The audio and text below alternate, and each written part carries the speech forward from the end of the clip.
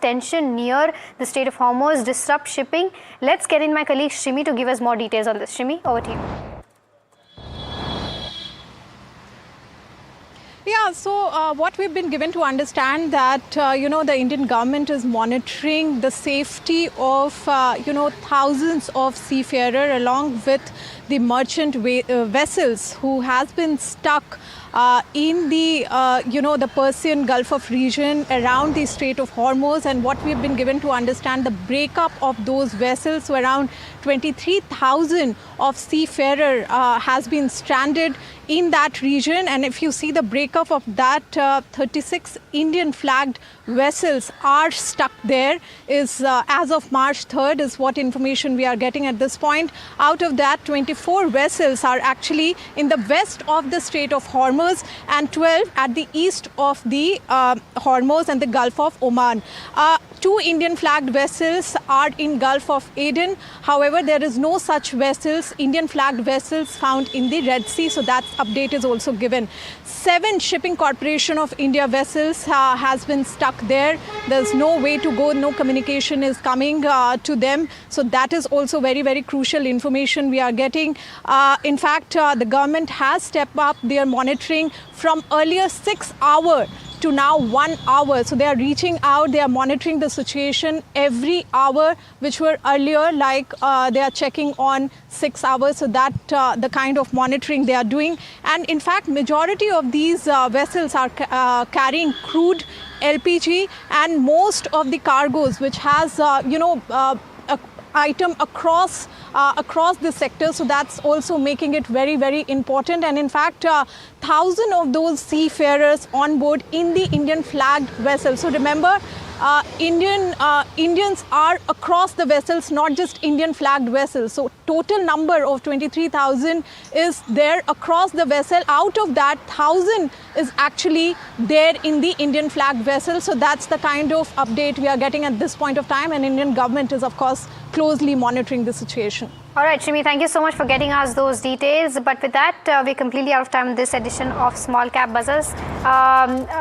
Tapan, thank you so much for taking out the time. And like I said, completely out of time, but Ask Profit up next. Do stay tuned.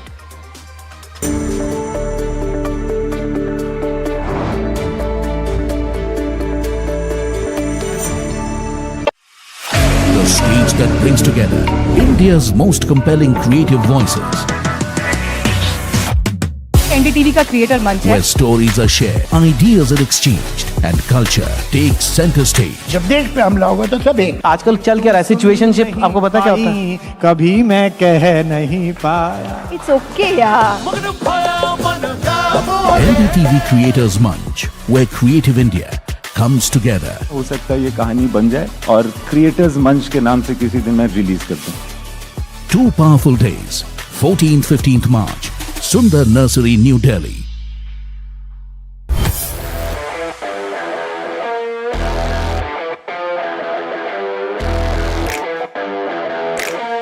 First India tour in your city. Rag on with Shankar Ehsan Loy and Siddharth Mahadevan and Shivam Mahadevan. 5 times melody, 5 times masti with NDTV Good Times. Go, grab your tickets.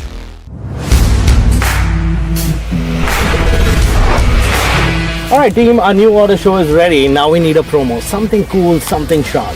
Well, I'm sure we'll be having outstanding reviews, solid suggestions, Expert advice. The latest trends. It's a lot simpler. We'll help people make the right auto decision. It's got the cool stuff, geeky stuff, serious stuff, all of it, so that you can discover, decide and drive.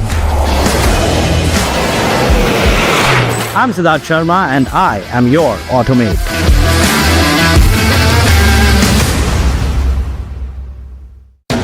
After the roaring success in Delhi, Hyderabad and Mumbai, the NDTV DP World PGTI Golf Pro-Am now travels to Ahmedabad. India's finest professionals, the city's most accomplished business leaders. Great golf, great company. NDTV DP World PGTI Golf Pro-Am. The course of champions, the conversation of leaders. 8th March, Kalhar Blues and Greens, Ahmedabad. Money, fame, dirty money, fame. Spending millions every day, but I still the same. Ganti baji, jingle, jingle, jingle, jingle, jingle, jingle. Bas aaj ka jingle, jingle, jingle, jingle, jingle, jingle. Chal kare thode single, single, single, single, single, single. Kyunki tu hai single, single, single, single, single, single. Baby, I'm your Santa. Hi, I'm Tamanna Inamdar. Watch me on NDTV Profit, where I break down the day's biggest business stories. What happened, why it matters, and what it means for your money. Hi, I'm Neeraj Shah. Watch me on NDTV Profit for the most incisive market intelligence and meaningful corporate conversation. And I'm Alex Matthew. Markets, mutual funds, insurance, personal finance. I help you cut through the noise and make smarter financial choices. And here's where you can watch us.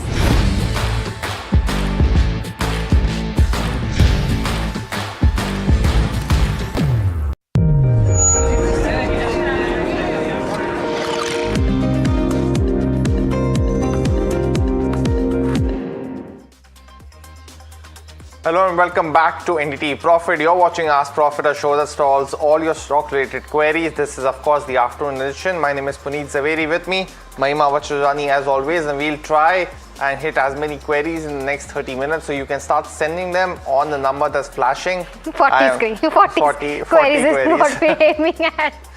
And for that, you'll have to watch the morning episode. But we are trying to always hit the magical number of 100. In terms of the stock related queries, so we'll try and do that in just a bit, but start sending in your queries on the number that's flashing on the top of the screen. Call us also on the numbers that will start flashing very shortly as well. But largely a day that's in terms of the market performance has been decent in that sense, and we'll stop at the word decent then, because we've seen a very volatile trading session yet again today. The Sensex up almost 200 points at this point of time.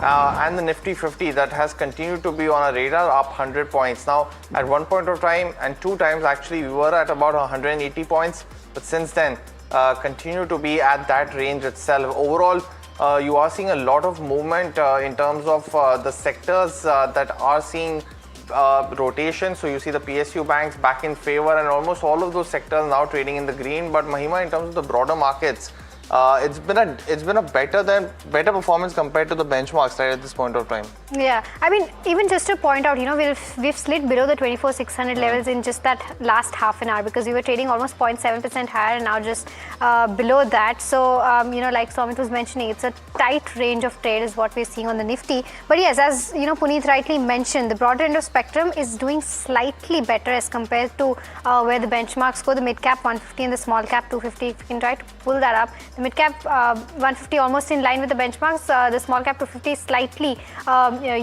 below as compared to what the mid cap 150 is doing. But let's quickly pull up the BSE 500 before we go ahead and take your queries as to what counters are buzzing today and what are kind of putting pain on the broader end of spectrum. There you go. There is TCI Express, Mazagon Dock, Nalco, EIH in the green, and on the flip side you have Gujarat Gas, Coromandel, as well as Rajesh Exports and EPL down in trade. But with that, let's also welcome in our guest for the day, Avinash Gurashekar, founder and head of research at Avinash Mentor Research Services, and Chandan Taparia, head technical and derivative research at Motilal Oswal, joining us now. Welcome to both of you, gentlemen, and a very good afternoon to the both of you. Chandan, your quick view on the benchmarks before we go on and take those queries. Good morning. Thanks for having me. So, market witnessed rebound from lower levels, but again, the concern is follow-up is missing at higher levels. A couple of good things in the market structure. First is that India VIX is down by around 10%, corrected from 21 to now 18.88 levels. And if market level is concerned, Nifty needs to cross and hold above 24,650. Then only the stability will be back. So I believe today is at no trading band, as after a long time it's moving in a range of only 50 to 100 points. And if it moves about 24,650, then only the bullish bias could be there. While a failure move above the same can drive it back towards 24,300 to 24,200. So conditional trade setup only about 24,650 marks in the Nifty index. Got that view, Chandan. So 24,650 and only conditional trades, as Chandan has also highlighted as well. But with that, let's start with our first query for the afternoon edition of Fast Profit. This one's from Bharti from Bangalore. She had a couple of one. Fractal was one, but the earnings are due today for Fractal, so we will pick up those queries starting tomorrow as well. But her query on Oil India, she's holding 20 shares, bought at 495, and asking if she should continue to hold or exit this particular counter. Avinash, coming to you, welcome to the show, and thanks as always for joining in. What would you suggest Bharati to do at this point of time with Oil India? Yeah, good afternoon, Puneet. My sense is, I think Oil India is a company which is more on the upstream side. So, I think if crude prices go beyond $85 to $90 a barrel, then I think you could see a big upside for Oil India. I think in the very near term, I think it's better that the investor holds on to these shares, because considering the kind of geopolitical situation currently between US and Iran, I think there is very, large possibility that oil prices could flare up. I think in the very near term, at least for the next 3 to 6 months, it's a hold. My sense is if oil prices cross $85 to $90 a barrel, that would sentimentally be positive for a player like Oil India. In fact, the oil prices definitely would act as a near-term trigger for the stock. So considering that it's a hold, I would not be surprised that next year should be a better year. But the oil price increase is the near-term trigger for the company. Okay, all right. So that's the view coming in on Oil India. We've got our first caller. Mohan is calling us from Bengaluru. Mohan, a very good afternoon to you. What's your query about? Very good afternoon. I just wanted to know, can I buy this Swan Defense and Global Industries at this time for a long-term perspective? Okay, all right. Avinash, I'll take this up with you since he's looking at this from a long-term perspective. Do you think Swan Defense is the counter that you can enter right now? Yeah, I think most of these companies, are sitting on a very large order book. As far as Swan Defense is concerned, it's one of those companies which got demerged, from the main holding company. And I think if one were to take the next 12 to 18 months, then I think definitely one could look at buying into the company. The company has a decent order book. I think execution is something which the markets are waiting. So probably, if the investor can hold on for the next 12 to 15 months, and obviously if numbers start coming in as per what the execution cycle is, then I think one could definitely expect a decent upside. So I think definitely one can buy, but take a time frame of 12 to 15 months. Got that view, Avinash. But the next question that's coming in, and this one's on TD Power Systems. And in this particular query, Ramesh S wants to enter this particular counter right now for a 3-month outlook. Chandan, what would you recommend if it's advisable to buy into TD Power right now, and if not, what would be the price that you would be comfortable with? So major trend of the counter is positive, and it has been making higher top, higher bottom. Even after the corrective market move, this stock is holding well. So I believe one can continue to hold the long position till it holds above 840. Even decline can be bought for an upside target towards 950 to 980 kind of levels. Okay. The next one is from Shankar, who is writing us from Bengaluru, asking about Samvardhana Motherson. He's got 1,000 odd shares and wants to know. Okay, so he's given a combined query, and I'll take both of these because he's asking about Tata Motors commercial vehicle as well. Both of these at the current market price, can he go ahead and buy, is his question. Chandan, which one would you pick? And I mean, if charts are constructed for both of them, then what is your recommendation? Yeah, so positive on both, whether we talk about TMCV or Motherson Samvardhan. So first, to comment on Motherson Samvardhan, major trend of the counter is positive. In last 4 days, we have seen a corrective move from 136 to 122.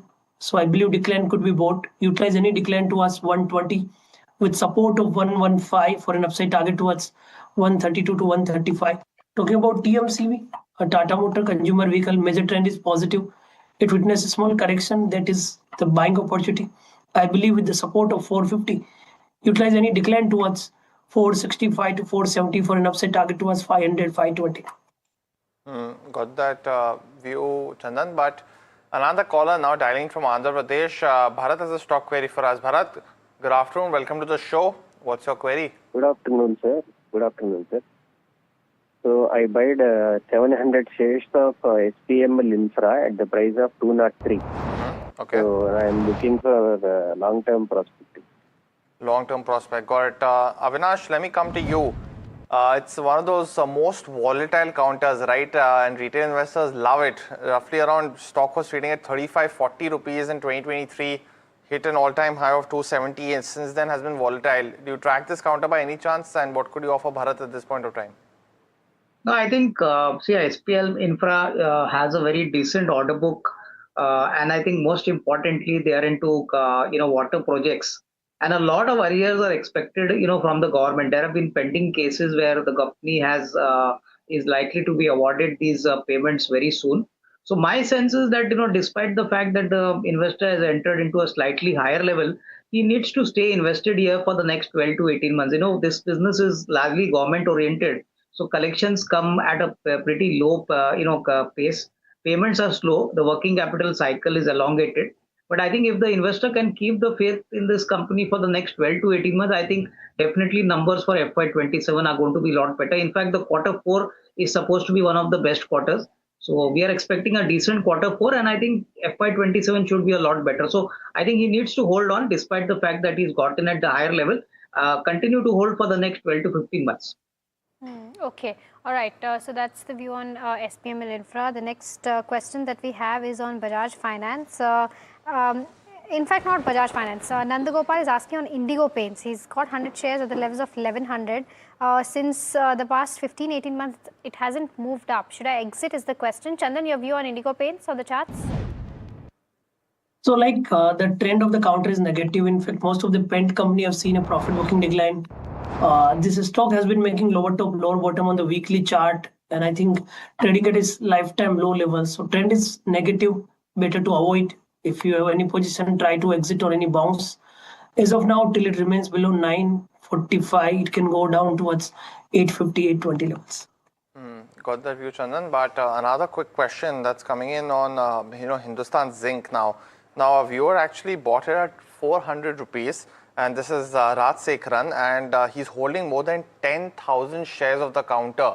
And hence we've picked up this query. He's almost in profits, almost 20 lakh rupees at this point of time, given it's at almost close to 600. He's asking if he should partially book his profits right now, Avinash, while continuing to hold the rest. Would you advise that at this point of time?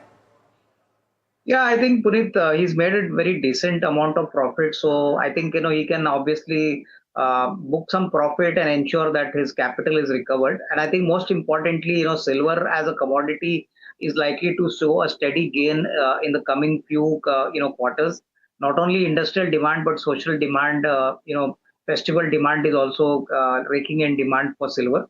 And Hindustan Zinc being the only player in the private sector to make silver, they should benefit once the capacity increases. The markets have been very positive on the fact that going forward in April to June, you could see some benefits of the expanded capacity available to the company. So yes, I think he can book about 40-50% profits, and the rest he can hold on. The next 12 to 15 months, I believe silver prices will continue to remain buoyant, and that will help Hindustan Zinc quite significantly.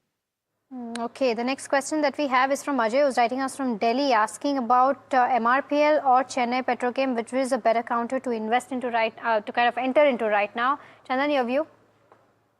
Yeah, so I have positive view on both the counter, but MRPL looks more promising as of now. It has been forming rounding formation on the weekly and the monthly chart, and every meaningful decline is being bought. Major support is at 183, 184, and I believe with that support, it can head towards 205 to 215. Got the view, Chandan. The next question that's coming in, it's on REC. And Chandan, coming back to you, because the short-term query bought at 382 by a viewer. Nitish is asking if you should continue to hold on from that perspective. Now, we've seen a corporate action also, Chandan. Is that having any impact on the charts for you? As of now, the trend is negative to range bound. However, it recovered after the decline of last 4 days, but upside seems to be kept.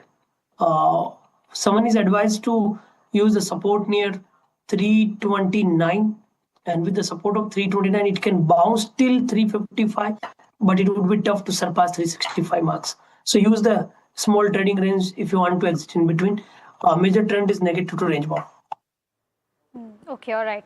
We've got our next caller. Shiv Kumar is calling us from Chennai. Shiv Kumar, a very good afternoon to you. I believe you have a question on the hotel industry. Yes. So I wanted to know whether it's a good time to enter Indian hotels or ITC hotels, given that it has come down quite a lot in the last couple of weeks or so. Okay, got your question, Shiv Kumar. I'll take this up with Avinash. Avinash, what's your overall view on the sector, first of all, considering that, operational metrics are slowly and steadily improving with a lot of additions that are happening for all of these names, and between IHCL and ITC, which one your pick would be? I think, the hotel sector continues to do well. In fact, October to March is the season. And we have been finding that average room rentals have steadily moved up. In case of ITC, numbers were pretty solid for Q3, and I think Q4 is also going to be pretty solid. Last year, they made a profit of around 630, 640 crores. This year, they should end with about 750 odd crores. The other company, Indian Hotels, has also done well, but I think, the performance was weak, but the guidance was quite solid. The company expects a very strong quarter in Q4. Apart from that, there are many small hotels like Lemon Tree or, for that reason, Chalet Hotels. I would say that Indian Hotels definitely looks attractive. And possibly, if this can be acquired by the investor, he needs to give in a time frame of at least 12 to 18 months. I think numbers would gradually improve, but they have the benefit of scale and the geographical reach. So Indian Hotels definitely looks more positive. Got the view, Avinash. But Mahima, we had a query and I wanted to take it before we start the rapid fire round, and this was on Infosys. Now, BB Gupta, who is one of our regular viewers, he's put 26,000 in Infosys quite a long time back. Okay. And the reason I ask is because he's bought 480 shares at 60 rupees per share. Wow. So wow. We had some viewers who have bought in these companies at the attractive price point, but just at 60 rupees. I'm wondering, when did he buy that? It might be at listing. I mean, it has to be in the 90s definitely, and he's held on to for almost 20-25 years. But definitely one that we wanted to pick before we go. And so he's invested 26,000. His profit is almost 5.95 lakhs, and our producer being very quick with calculating that as well. But Avinash, at this point of time, what would you recommend Gupta ji to do? Because he's made a lot of gains. Should he continue to hold just because of the buying price? What would you recommend? No, I think, Puneet, 26,000 is already something which he has already, earned. So I think, he should actually definitely book out 50% profit, because I think there are many other growth sectors like banking, auto components. I think the trick in the market is that you got to compound your wealth by looking at various companies which are into various growth cycles. So I think Infosys has made him a lot of money. But I think he needs to take out that capital and reinvest it in something else. I mean, maybe 50% is something which he can easily book out, and maybe the rest 50% he can hold on. But clearly, I think he needs to put his capital and capital should be reallocated to other growth companies. I think there are many companies within the banking, auto component stocks. So that would be a better choice. Okay, all right.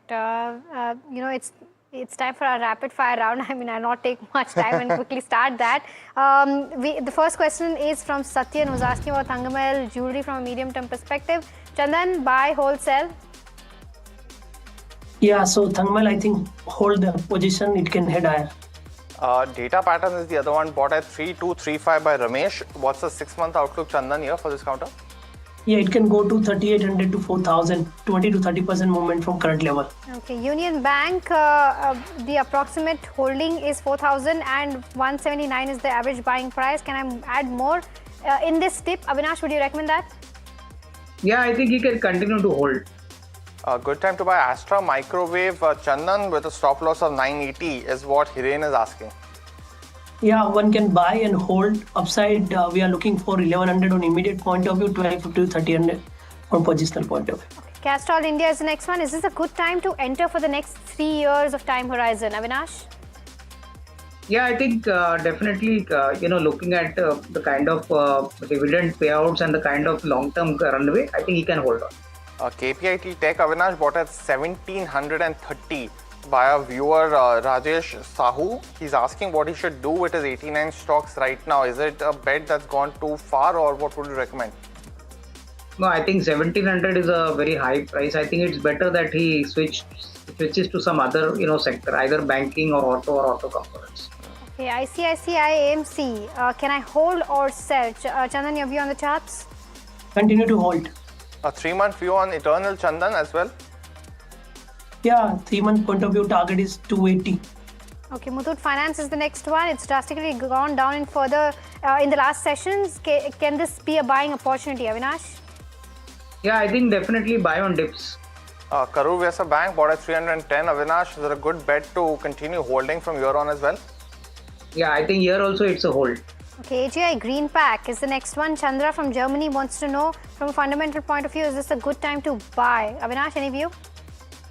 Yeah, I think if he's got a time horizon of at least 12 to 18 months, he could definitely buy it in an SIP method. Okay, all right. So that brings us to the end of course, this round of rapid fire round and Ask Profit as well. Avinash and Chandran, thank you so much for taking out the time and helping us answer all those queries. Unfortunately, we were not able to, complete that 100 mark. We were little off. Yeah, but we'll try it tomorrow for sure. 85 queries is what we were able to answer. But with that, completely out of time on this edition of Ask Profit. But do stay tuned. India Market Close up next.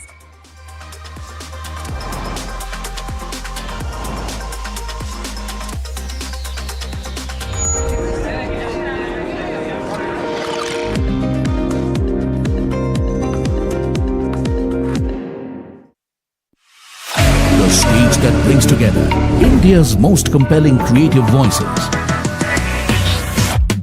NDTV का creator मंच है where stories are shared, ideas are exchanged, and culture takes center stage. जब देश पे हमला होगा तो सब एक। आजकल चल क्या रहा है सिचुएशनशिप, आपको पता क्या होता है? कभी मैं कह नहीं पाया। इट्स ओके यार। NDTV Creators Munch, where creative India comes together. हो सकता है ये कहानी बन जाए और क्रिएटर्स मंच के नाम से किसी दिन मैं रिलीज कर दूं। 2 powerful days, 14th-15th March, Sundar Nursery, New Delhi.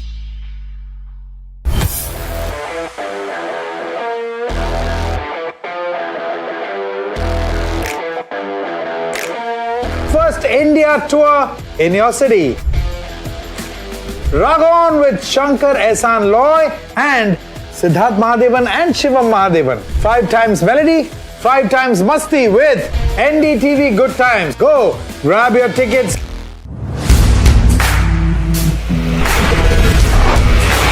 Alright team, our new order show is ready. Now we need a promo. Something cool, something sharp.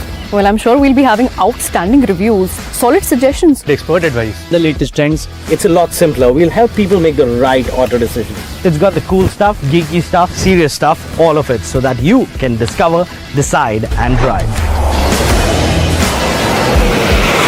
I'm Siddharth Sharma and I am your Automate.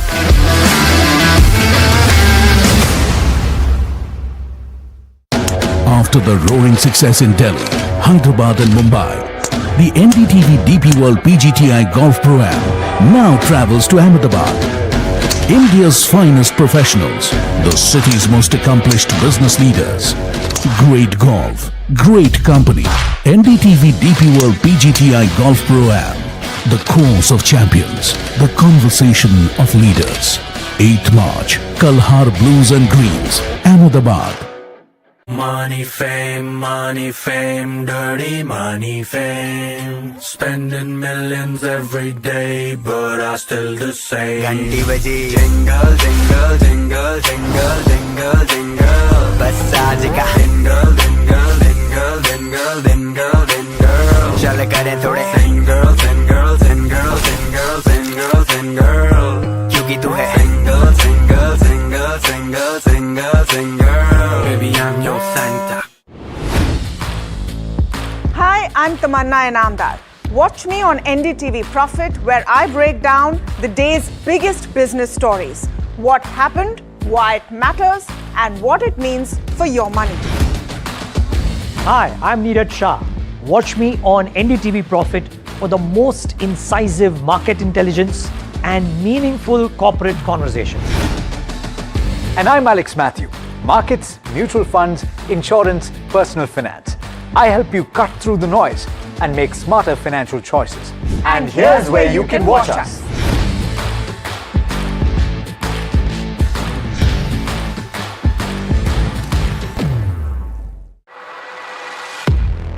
He has been tracking markets for over a decade, spots the trends before they hit the screen. And he is now bringing his analysis to the show that the market watches. Watch Sharad Dubey on Know Your Company, a show that puts the most traded stocks under the scanner. We dissect the company so that you, the investor, don't have to. Get the management to answer questions relevant to you. Watch Know Your Company weekdays at 11:30 a.m. to understand your next big bet.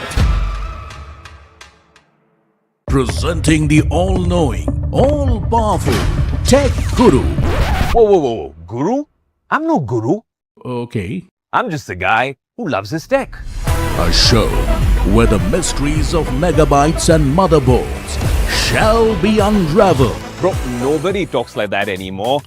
This is all about connected ecosystems, EVs and AI that you can use in your daily life. That's what we do on Tech 360. Real talk, real reviews, tech that you can actually use. Tech has changed. So should your tech show.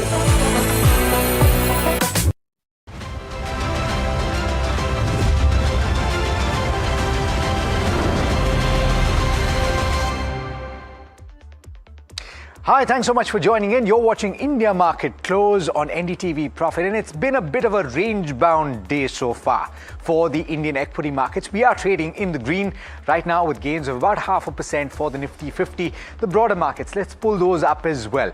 The mid-cap index as well as the small-cap index, you've seen a little bit of a cool-off from the high point for the Nifty 50. Mid-cap index trading with gains of about 0.6%, small-cap index up about 0.5% or thereabouts. Now pull up the heat map for the Nifty 50 because you've seen a few pockets where there has been a little bit of a sell on rise, but you have a few stocks that are leading gains. Hindalco on the top. Right here, aluminium is a key talking point in trade today. Reliance Industries adding quite a bit of heft to the Nifty 50's move today. Larsen & Toubro making quite the sizable recovery from yesterday's over 4% decline. Some signs of that were already evident in the way that it recovered from the low point of the day. Adani Ports about 2.5% higher as well. A few of the steel names making a bit of a comeback in trade today. What's not doing well, and it's pretty even Stevens at this point for the Nifty 50. You have Tech Mahindra, you have Eternal, but crucially, you have State Bank of India, which is down about 1.5%. In fact, it is the Nifty Bank and the PSU banks that have been underperforming in the recent past. Pull up the sectoral indices just to drive home this point, and you'll see at the bottom of the table here, IT is a key underperformer, down about 1.3%. On the other end of the spectrum, you have India Defence, which is doing particularly well, and the CPSE basket is up and about. You have metal that's making a bit of a comeback in trade today, and energy is up and about. So broadly, you're seeing a situation where some of the stocks that were beaten down over the course of the last couple of days are making a comeback. Quite a few of them frontline counters, but IT under pressure and PSU banks under pressure. Tamanna, what are the factors that you're seeing play out as of now? You know, what's really striking me is how the mood has kind of turned in the last half hour or so, because the Nifty did open higher but has remained range bound for a better part of the day. They've given up the gains. Nifty has given up its gains in the last 1 hour, which is suggesting a sell on rise strategy until the index decisively reclaims 24,700. The benchmark has been struggling to decisively cross the 24,700 level, and support remains around 25,560 to 25,600. It's also tested the levels of 25,560 once. Banks really is where the story is. PSU banks specifically have led the fall in the last 1 hour, and you're seeing the bank Nifty much lower than it was at some point in the day. And a variety of reasons why that is happening, because what seemed like a relatively peaceful morning on the Middle East war front seems to have heated up. So quite a few reports that are coming in. Iran has warned the US on the frigate attack and has said that the US has perpetrated an atrocity at sea 2,000 miles away from Iran's shore.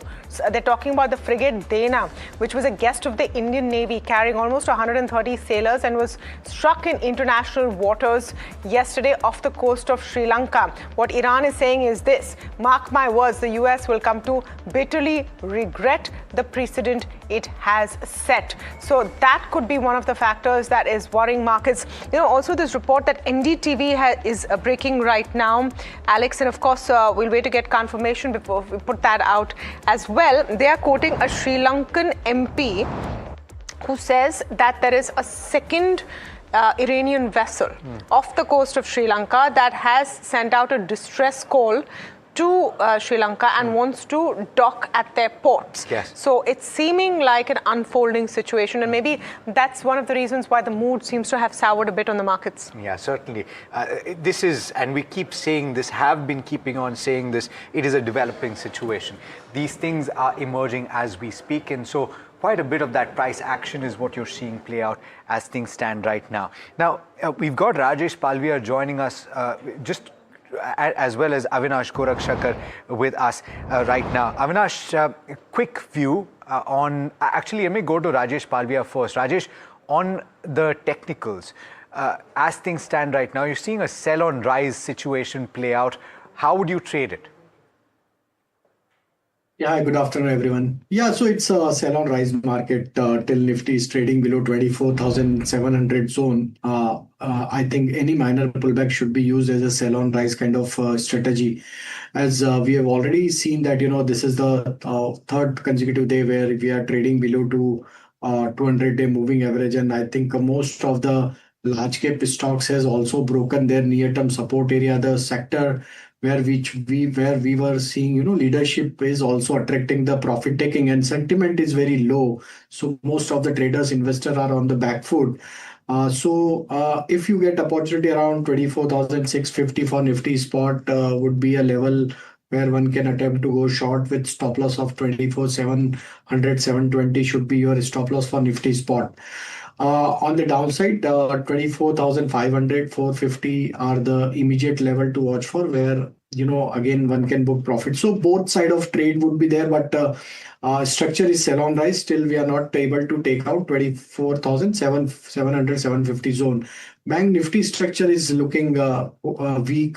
Looking at the breakdown below 59,000, and major call concentration is now taking shape at 59,000 strike as well as 59,200 strike. So these levels are likely to act as a steep resistance for any pullback. And most of the large cap private banks as well as PSU banking basket is also witnessing profit taking. So banking space also looking weak at this juncture, and maybe Bank Nifty can slide further to 58,300 or 200 zone in the continuation of this down move. Individual counters, Rajesh, what would you look at? And there are a few pockets of strength, a few of the frontline companies, stocks making a comeback as we speak. Yeah, so some of the stocks are showing sign of buying interest, and continuity of uptrend is there in some of the stocks. So from pharma space, Glenmark one can look at. Here there is a buying interest from the lower level. Stock managed to hold about 20-day moving average, and looking at the recovery from lower level, we believe that if this stocks continues to trade about 2,040-50 zone, I think there is a possibility of 2150, 2200 kind of target in the coming days. So Glenmark one can focus on. And another stock where strength is there is Polycab. Stock is moving in upsloping channel on daily chart, and stock took support from its upward sloping trend line. Stock is comfortably trading about all its near-term, short-term moving averages. So Polycab is also showing sign of strength. Here also one can deploy some long trade for upside target of 8600 to 8650. On the downside, one needs to keep stop loss towards 8360.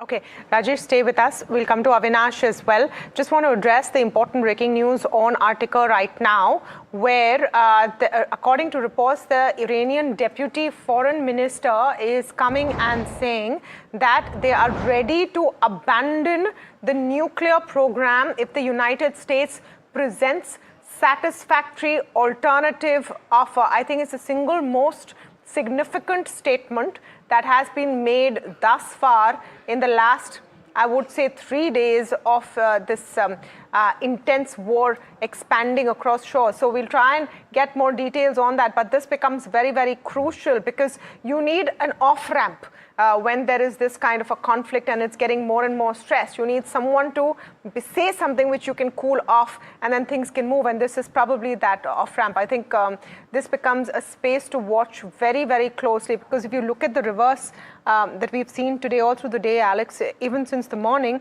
it's exactly those plays that have been hurting so far. So you've seen defense and metals that have been leading that charge, and perhaps you could push into that theme.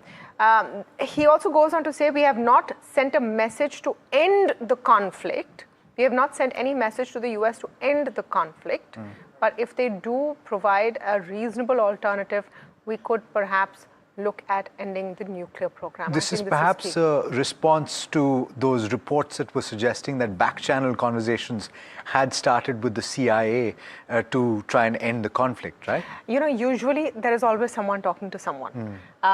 In the worst of times, that's how it works. When it gets triggered, then is the question. It's too early to call it one way or the other, but we're keeping an eye on the situation for you. Meanwhile, fertilizer stocks are in focus in the wake of geopolitical tensions and supply issues. Puneet is joining in with more details. Puneet, fertilizer companies are getting beaten from all ends, isn't it? Well, most certainly, and there are two key stories here. One is, of course, on the energy side of things, which is the liquefied natural gas. Now, that is a primary feedstock, which is for producing ammonia as well as urea, and hence India currently almost imports 50% of its LNG requirement as we speak. Now, you've seen what's happened with Qatar, what's happened with Petronet LNG, and GAIL coming out with the clarification. So hence, all of those will have an impact on the fertilizer stocks. Fertilizer almost consumes 29% of India's total gas that comes into the country, and almost relies 86% for their requirement on imports. That's story number one. So as we've seen volatility in prices for LNG, you continue to see impact on these companies as well.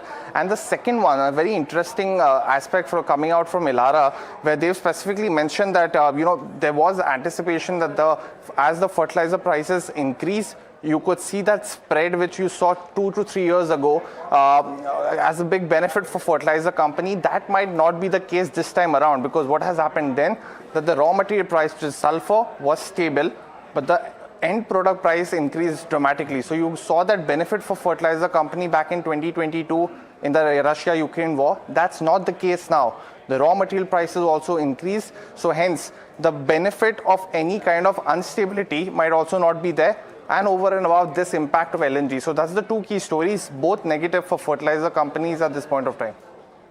Okay. In fact, we have an exclusive conversation with Dr. Suresh Kumar Chaudhary. He's the Director General at the Fertilizer Association of India. Dr. Chaudhary, thank you so much for speaking with us this afternoon on NDTV Profit and just getting us a sense of what's going on. What is the biggest pain point right now for fertilizer companies? Is it gas prices, ammonia prices, the fact that a lot of raw materials would be stuck in the Strait of Hormuz, or all of the above? See, the fertilizer sector of India largely depends on the imports of fine products, imports of raw materials, import of gases, and also the import of some of the intermediates. So the war situation at present, certainly, if not immediately, but in coming days is going to impact. Although the impact is very difficult to tell at this moment in time, because presently, if we look at the forthcoming Kharif season, when after monsoon crops will be sown, for that preparedness, both fertilizer sector and also the preparedness of the government of India is already there. So at the moment, right on today, I do not see any big impact, but certainly for future, we need to be ready right from now. And the government of India and fertilizer sector are very closely keeping their eyes, monitoring the situation very closely. Chaudhary, Dr. Chaudhary, just want to double down on that and get some details. So when you're saying that there was adequate preparedness for the Kharif sowing, that would imply that significant inventories would already have gotten pushed into the system. And so therefore, this particular season is taken care of. So is that interpretation correct? And two, if you're saying that this inventory is sufficient to take care of Kharif, that also assumes that at a certain point, given a few months perhaps, there will be a need to find alternatives. Is that interpretation also correct? No, what I meant to say is, immediately, if you see on today, right there, so immediately there is not a very big problem today, right itself. But certainly, if this war continues for a long time and situation is like this only, then gas supply is really will be a major concern for us. Since fertilizers are priority materials, priority commodity compared to other commodities, because it has direct link with the agriculture. So government policies will decide that some priority allocation is made to fertilizer sector so that the fertilizer production is not impacted adversely. And so far, the farming means immediately monsoon after monsoon opening of Kharif season. So initially, what is required during the Kharif sowing season and immediately the crop growth season. So if situation improves a little, then things will fall in line and automatically the prices will also come down. So we are optimistic and hopeful.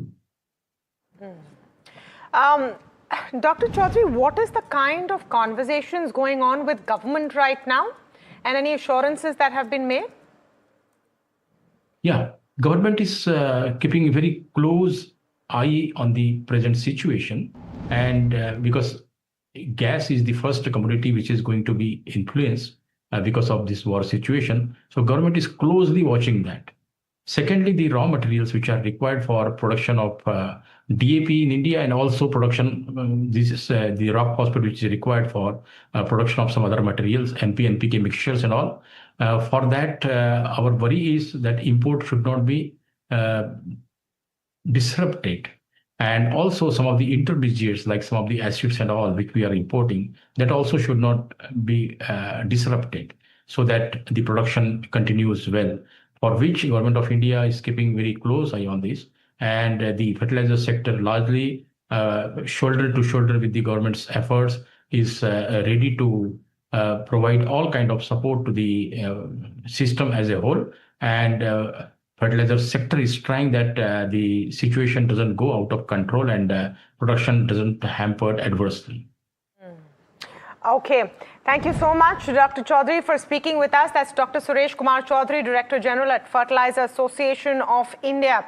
Just want to turn my attention, though, to the global perspective right now, because let's be honest, that's where all of the action is.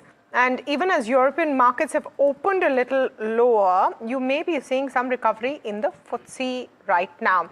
A couple of statements have come in, which would be heartening really to anyone who's been tracking this war closely, with the Iranian Deputy Foreign Minister saying that they are open to giving up nuclear weapons if America provides an alternative. Jonathan Shizzle, Deputy CIO at Westminster Asset Management, speaking with us this afternoon. Jonathan, always a pleasure to have you on. I want to start by getting your sense of whether this war will be as protracted as it seemed 24 hours ago, or perceptibly have things changed? I think it's still too early to call. I think the news, as we all know, will be fluctuating dramatically, but certainly markets, are going to be moving with every piece of news flow. But from certainly our perspective, this looks like it can be a reasonably protracted affair, and therefore we're still somewhat cautious in the short term. Jonathan, you've indicated in the past that your preference is for capital preservation. And in this kind of a scenario where you're seeing risk assets swing quite wildly, basis developments that are coming through practically on a minute by minute basis, what is your preference for asset allocation as things stand right now? Well, it's very difficult because, the fact is most of more recent conflicts the impact on markets have been fairly, some of them have been fairly dramatic and brutal, but fairly short-lived. We haven't had a proper bear market as a result of a geopolitical situation for some time. So, history would tell you that, you buy the dips and, things should work out okay. The trouble is this particular conflict is different on a number of, levels, and therefore it's difficult to see an early and quick resolution in the short term, and therefore this could go on a little bit longer. So we are a little bit cautious.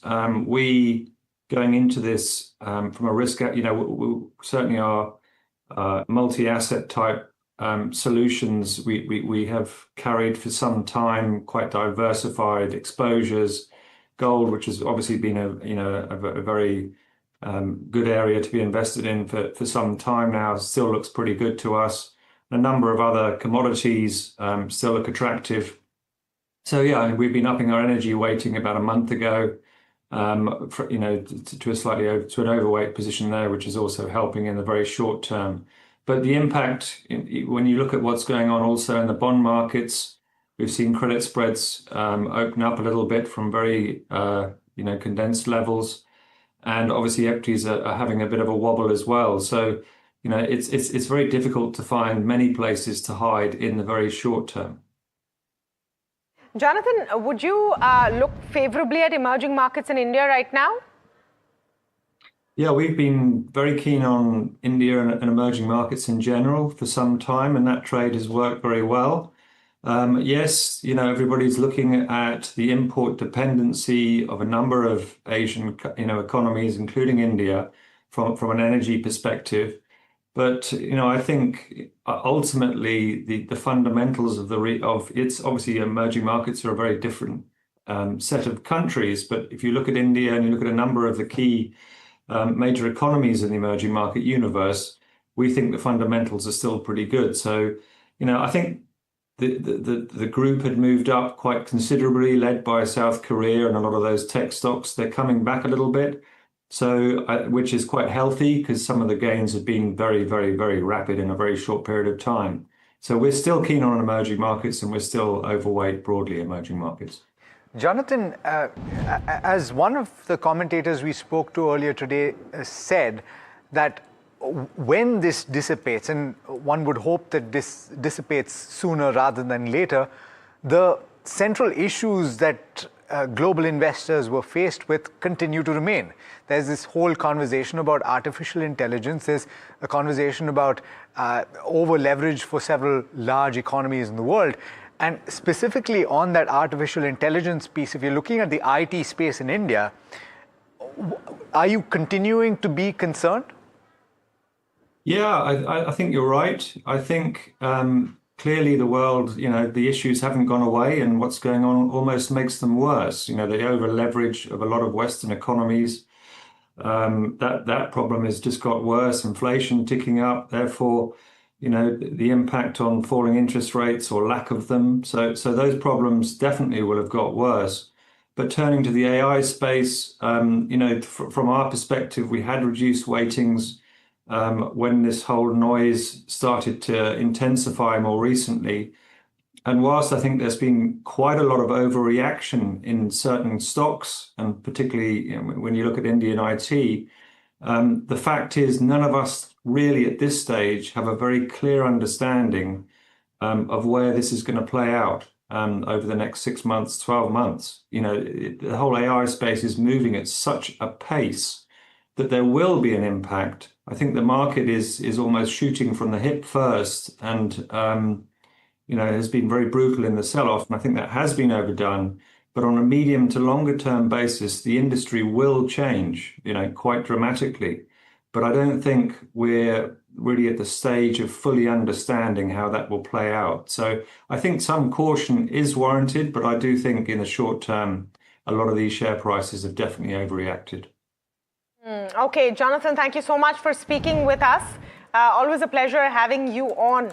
I just want to turn my attention to what's happening in the markets right now. And Nifty back above the 24,700 mark, even as we speak. Those statements from the Iranian official, and we'll bring back those statements on screen if we can. He's the Deputy Foreign Minister of Iran, saying, just giving that glimmer of maybe a conversation going on and some kind of diplomatic intervention working, saying that we're ready to give up nuclear weapons if America gives us an alternative. I'm not sure what that alternative would be, but definitely it's something which has got the markets going. Reliance Industries, L&T, HDFC, the heavyweights are the ones who are contributing. ICICI, after yesterday's trade, seeing a bit of a pullback. And remember, it is banks that saw the most sell-on rise kind of pressure through the day. Avinash Gorakshakar with us. Avinash, thank you for your patience, but important to get your view on what's happening right now in the markets.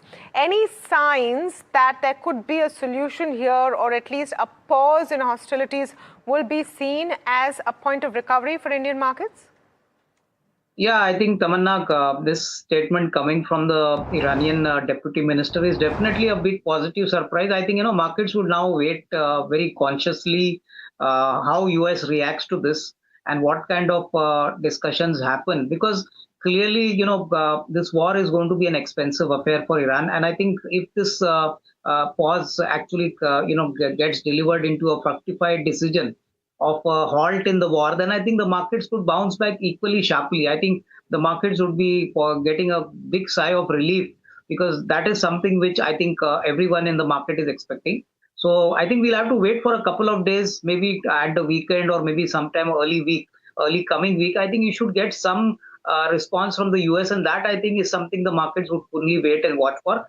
I think after that, the markets would again decide what kind of trajectory it turns on, because if there is a pause and a meaningful kind of stop to the war activity, that is definitely a positive surprise. I think that is something the markets would obviously gladly, welcome.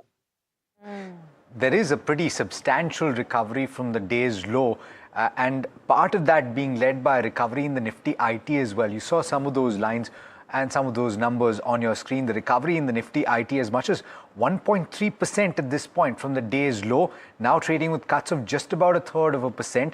The Nifty 50 trading with gains of about 1.3%. And if we can pull up the contribution list for the Nifty 50, you will see that several heavyweights are contributing quite a bit. So these are counters that were leading the declines in trade yesterday in terms of the weightage. You had Reliance Industries that was proving to be a substantial drag, Larsen & Toubro, HDFC Bank, these three cumulatively accounting for 125 odd points for the Nifty 50 on the upside, and very comfortably outweighing the declines for ICICI Bank as well as State Bank of India, and even those would have come off the low point of the day. Somit Sarkar joining in to tell you about what the chatter from the dealing rooms is. And Somit, even as we're speaking, there seems to be quite a lot of institutional interest, and we saw in trade yesterday that quite a bit of deployment took place by the domestic institutions. What are you hearing? Well, the entire mood has actually changed in the last 15 minutes for the market, if you look at. And this is largely based on that one statement coming in from the Deputy Foreign Minister of Iran. But yes, we are seeing a reversal in trade. Earlier, 24,700 was one of the crucial resistance level that was coming in for Nifty. But now that has been decisively broken, and we are approaching towards the 24,800. So it remains to be seen whether whether these gains that we are seeing are sustained throughout the market, throughout the remaining part of the market or not. But few stock-specific ideas that dealers have indicated in trade. Firstly, when it comes to Premier Energies, there are some sell flows on the large HNI desk is what dealers are indicating, and this is based on the fact that dealers are based on the rumor that the promoter might look to exit or sell its stake in the company. So that is one of the reasons why there are some sell flows coming in for Premier Energies. For Hindustan Aeronautics, there are sell flows on the institutional desk here. Dealers are indicating that the peak of the order inflow is largely behind Hindustan Aeronautics, and despite the up move that we are seeing in defense stock, that stock has actually underperformed. It's up just 0.8%, and this is largely because some sell flows are coming in on the institutional side on Hindustan Aeronautics. For Hindustan Zinc and MCX, there are buy flows on the large HNI desk. For MCX specifically, dealers have indicated that there could be some positive news flow that would come in, so keep an eye out for that counter as well. For Eternal, the stock has been under pressure of late, but dealers are now indicating that the selling pressure is largely over and we could see a bounce in the share price. In fact, with the market up move, the stock has already recovered. It was down around 2% and right now it's just down 0.4% in trade. So that's what I'm picking up from the dealing room. Okay, clearly you're seeing this is a beautiful recovery. There's really no other way to say it, because the Nifty is now above the 24,800 mark. You have seen a 300-point recovery from the day's low, and most of it, a bulk of it, has come maybe in the last 10-15 minutes. It's clearly this one statement which has worked, and we'll get you the exact quote on air as soon as we possibly can. But in case you missed it, the Iran Deputy Foreign Minister has come out and shown signs of being willing to have a conversation. A Bloomberg report also quotes an Iranian official saying that we had agreed to give up our uranium supplies in our talks with the US, and the Iran Deputy FM has said he's ready to abandon nuclear weapons if America gives an alternative. Rajesh Palvia, I mean, we talked about Nifty levels a few minutes ago. When we started the show, all of those levels have changed dramatically, haven't they? You're at above 25,850 or thereabouts right now. You've seen nearly a 300-point jump. Yeah, one statement has changed the whole sentiment of market, and now short covering is initiated in the market as Nifty able to cross 24,700 major call concentration area. And I think looking at the data also, a lot of short covering has been visible in most of the call writing side also. And premiums are also shrinking, as we have seen in the last couple of days. VIX has moved up quite sharply. So premium was at elevated level. So now premiums are also getting, some kind of, shrinking effect because of some comfort zone is coming back because of this news flow. Though whether it will be confirmed by the officials or not, that we will come to know in later part. But this news has triggered the short covering, and now looking at the data, 24,700 now, the resistance has become now support area at this juncture. And a lot of stocks where, we have seen pressure because of this impact of the war situation. I think those stocks have also started recovering. We have seen a sharp recovery in most of the OMC company. Hindustan Petroleum has recovered around 5% from the lower level. Banking stocks also attracted some, short covering from the lower level. So I think this development market has taken as a positive statement. And I think if something comes in the same line, I think we may see, Nifty can scale up to the level of 25,000 also. That's the next level where Nifty can move from the current level. Yeah, all right. Just not too long back, we were talking about the potential for a crack below 24,300. Remember, this thing moves very quickly. You blink and you miss it. So don't blink and don't turn away from the screen. Let's go across to Puneet now just to get a check on which counters stand out with regard to the FNOQs that he's picking up. Puneet, what counters stand out? Well, thank you for that. Definitely a stellar recovery seen in the markets. We said yesterday that there was a build-up of shorts actually in Lhasa and Tuberou. All those, who bought into that counter yesterday, laughing to the bank clearly today. But there are some other counters like Mazagon Dock and Nalco that have continued to, upkeep the momentum since the morning. So we put it out at 10:30 in the morning as well. A massive build-up of longs and continues to be so. In terms of short coverings, BSE is one of those counters because of which we've seen, and BDL as well as REC are some of the other ones that have also been in focus today. REC, the short covering much more steep post the PFC merger with REC. You saw that counter was under pressure, shorts being covered for the first time since that news has come out.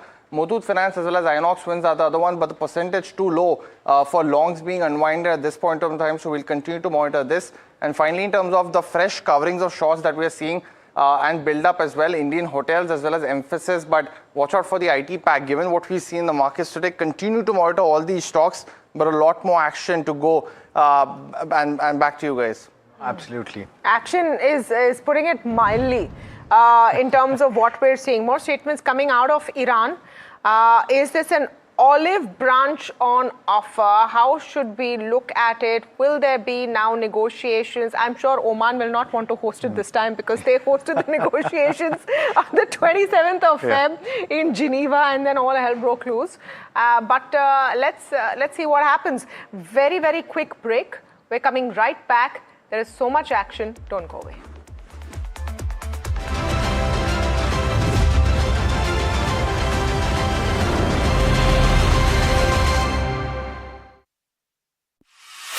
The stage that brings together India's most compelling creative voices. NDTV का creator मंच है Where stories are shared, ideas are exchanged, and culture takes center stage. जब देश पे हमला होगा तो सब एक। आजकल चल क्या रहा है सिचुएशनशिप, आपको पता क्या होता है? कभी मैं कह नहीं पाया। It's okay यार। NDTV Creators Munch, where creative India comes together. हो सकता है ये कहानी बन जाए और क्रिएटर्स मंच के नाम से किसी दिन मैं रिलीज कर दूं। 2 powerful days, 14th-15th March, Sundar Nursery, New Delhi. After the roaring success in Delhi, Hyderabad and Mumbai, the NDTV DP World PGTI Golf Pro-Am now travels to Ahmedabad. India's finest professionals, the city's most accomplished business leaders. Great golf, great company. NDTV DP World PGTI Golf Pro-Am. The course of champions, the conversation of leaders. 8th March, Kalhar Blues and Greens, Ahmedabad.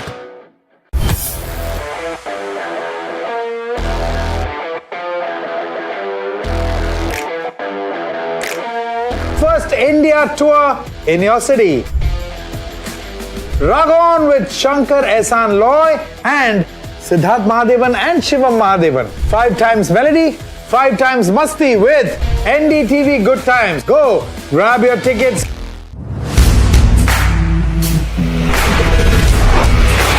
Alright team, our new order show is ready. Now we need a promo. Something cool, something sharp.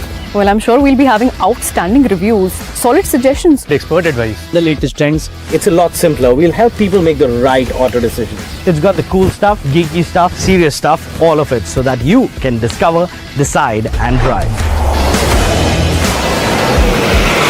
I'm Siddharth Sharma and I am your automate.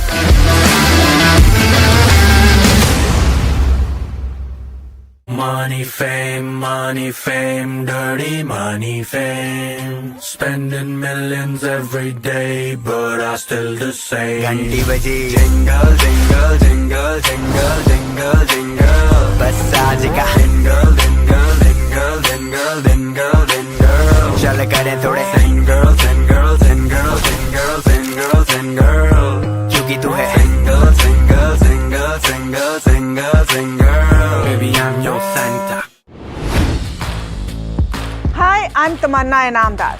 Watch me on NDTV Profit, where I break down the day's biggest business stories. What happened, why it matters, and what it means for your money. Hi, I'm Neeraj Shah. Watch me on NDTV Profit for the most incisive market intelligence and meaningful corporate conversations. And I'm Alex Matthew.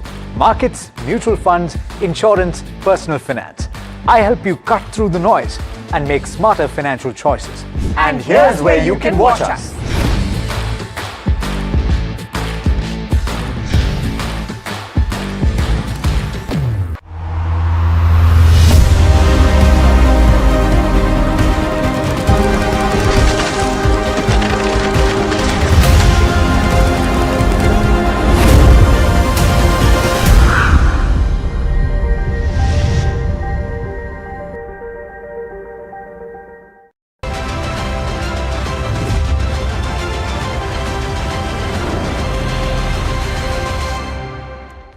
Welcome back. You're watching India Market Close, and it's turning out to be quite an exciting afternoon session.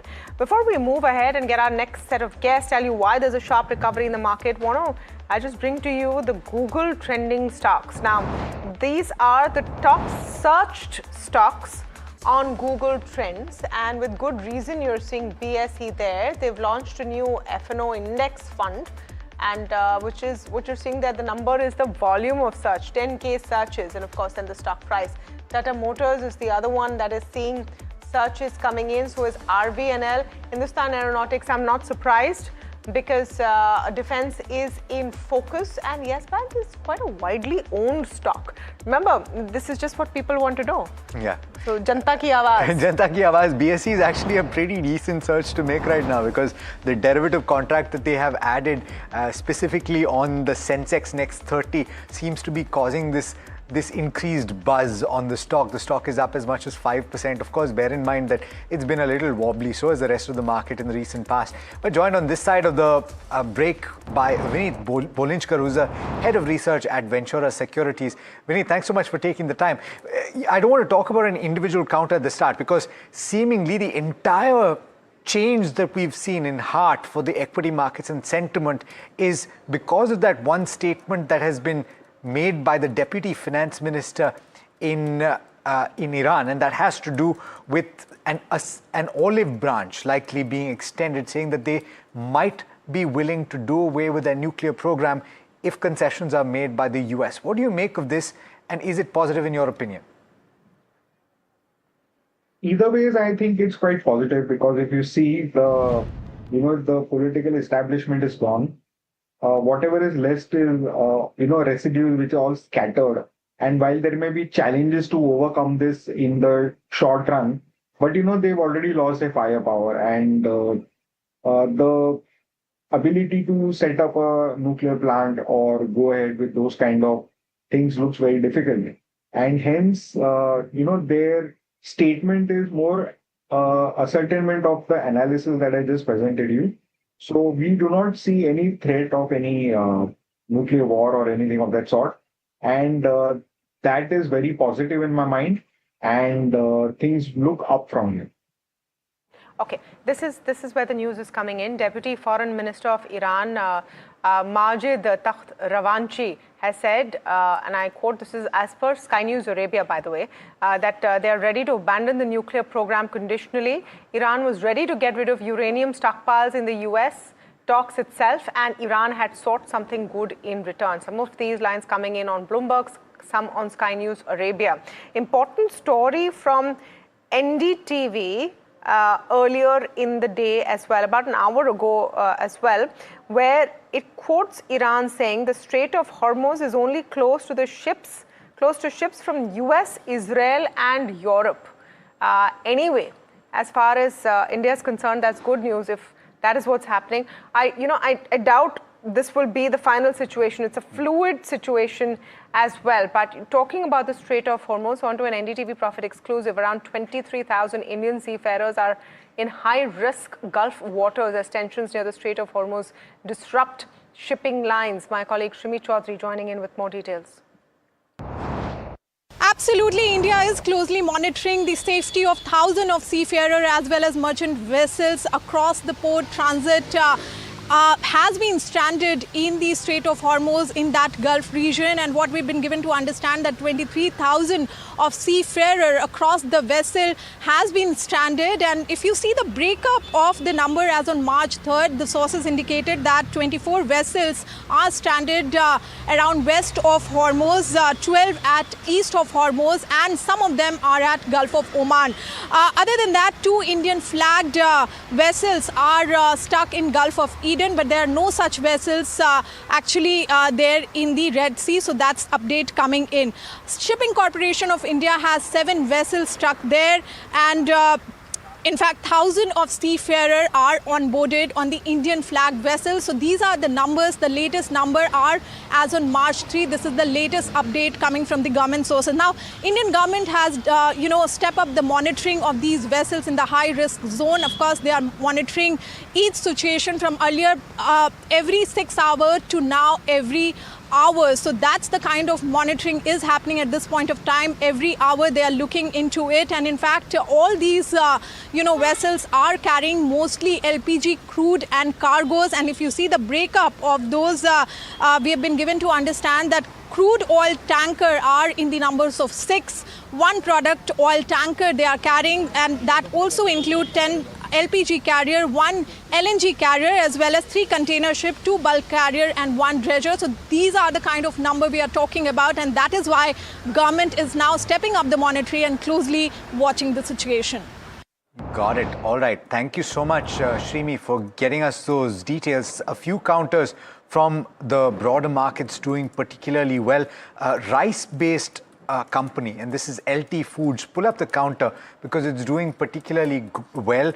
KRBL, we spoke with the management earlier today. They talked about the fact that they're not going to be immediately disrupted, but there could be a disruption if this carries through for a period of 1 to 3 months. It's a pretty large window that was spoken about by KRBL, but LT Foods clearly reacting to the latest update that has to do with the easing of tensions or the possibility of an olive branch being extended by Iran. I want to go to Rajesh very quickly on a couple of these counters, specifically LT Foods. A pretty sharp reaction, Rajesh. Would you get into it at this moment is the question. So very sharp reaction, for LT Food, and now stock is negotiating with its immediate supply zone, which is placed at around 420-25 zone, which is very important for this up move. Though stock has already moved 14-15% in intraday basis. So I think we could see some consolidation here, and if stock able to take out above 425, then I think the next trajectory on the higher side would be around 440-445 zone also. So those who have already bought at lower level can hold the position, keep trailing stop loss at around 410 to hold the position. Okay, wait, hang on. So there seems to be some clarifications coming in. Remember, viewers, we are getting you information as we are getting it. We're bringing you information as we are getting it real time. Now, there seems to be a line on Bloomberg which says that Iran's IRNA, that's the Iranian news agency, has cited the deputy minister on earlier US talks.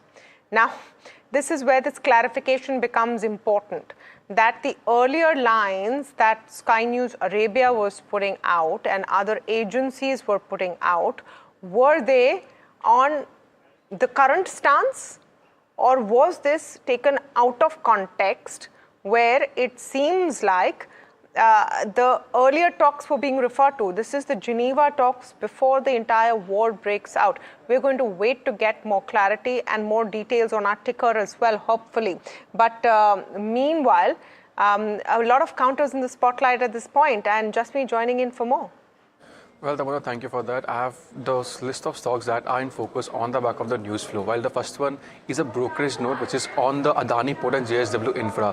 While JP Morgan initiates overview on this particular stock on Adani Port with a target price of rupees 1944, and for JSW Infra, again initiates an overweight with a target price of rupees 310. Now, what they say is the overall sailing on a structural growth, which they see, which is benefiting these stocks, and they also see overall policy is something that's helping the stocks grow. Further, they also make a note that the overall port and the shipping business has high barriers which will benefit the counters which already exist in such space. Further, they also see the efficiency gains and the model shift to add additional benefit to discounters. For Adani Port, they make a note stating that scale and diversification to drive the growth, while for JSW Infra, the strong growth back the execution track of the JSW group is something that will help the company grow further.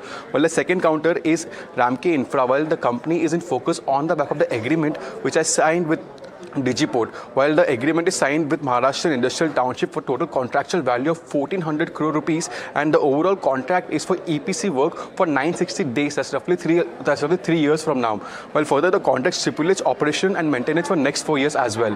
While the next counter is BAC, while the stock rallies after they get the SEBI nod for the overall launch of derivative contract. BAC to launch Sensex Next 30, which has 30 largest and most liquid stock after the BAC Sensex 30 index. For the last one is Mazgaon Dock, while this counter stays in focus, but as per media reports, Indian Navy to finalize deal worth 99,000 crore for 6 German submarines, and Mazgaon Dock to get the order to construct them, and that's why this counter is buzzing in trade today.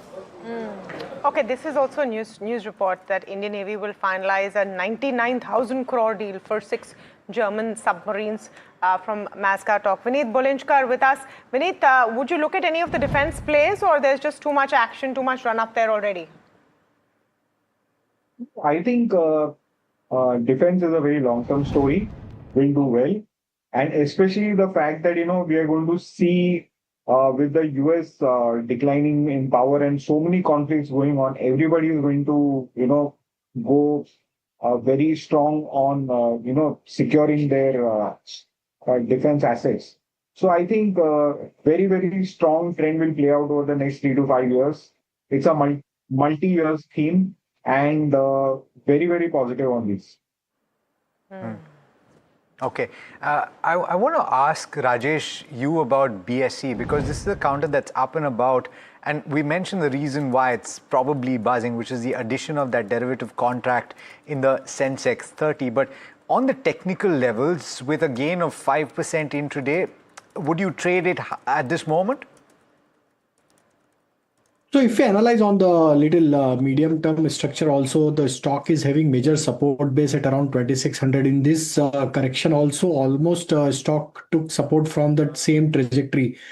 So till 2600 is intact for this counter, I think there is a high possibility that, again, we may see the same kind of behavior going forward, and possible this recovery can extend further, and 2850 would be the next level where stock can move further higher.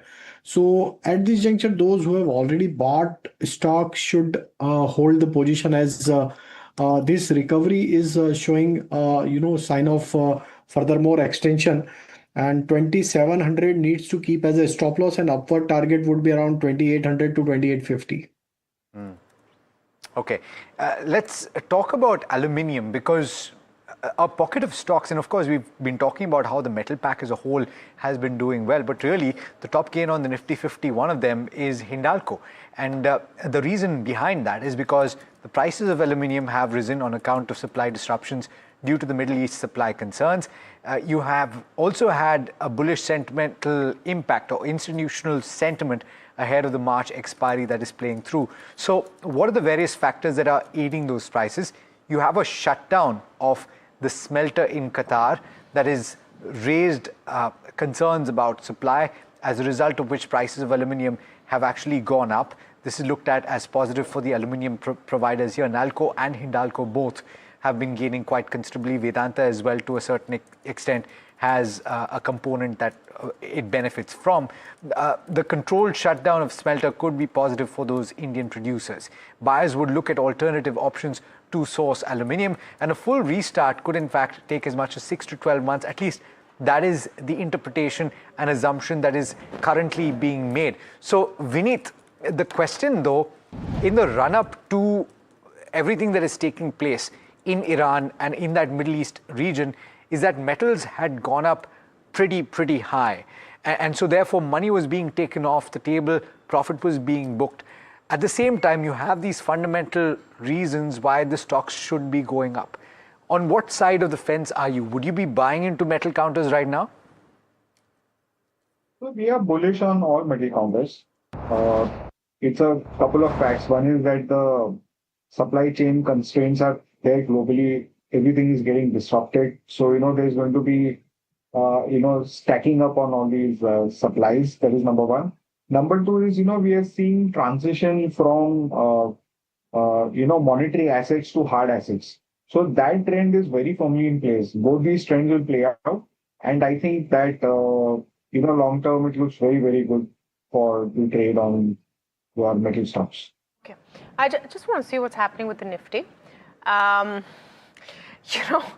This is a strange situation.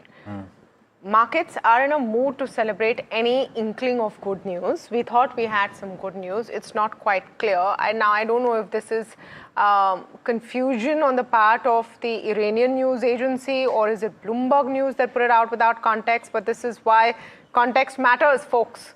When are you talking about what you're talking?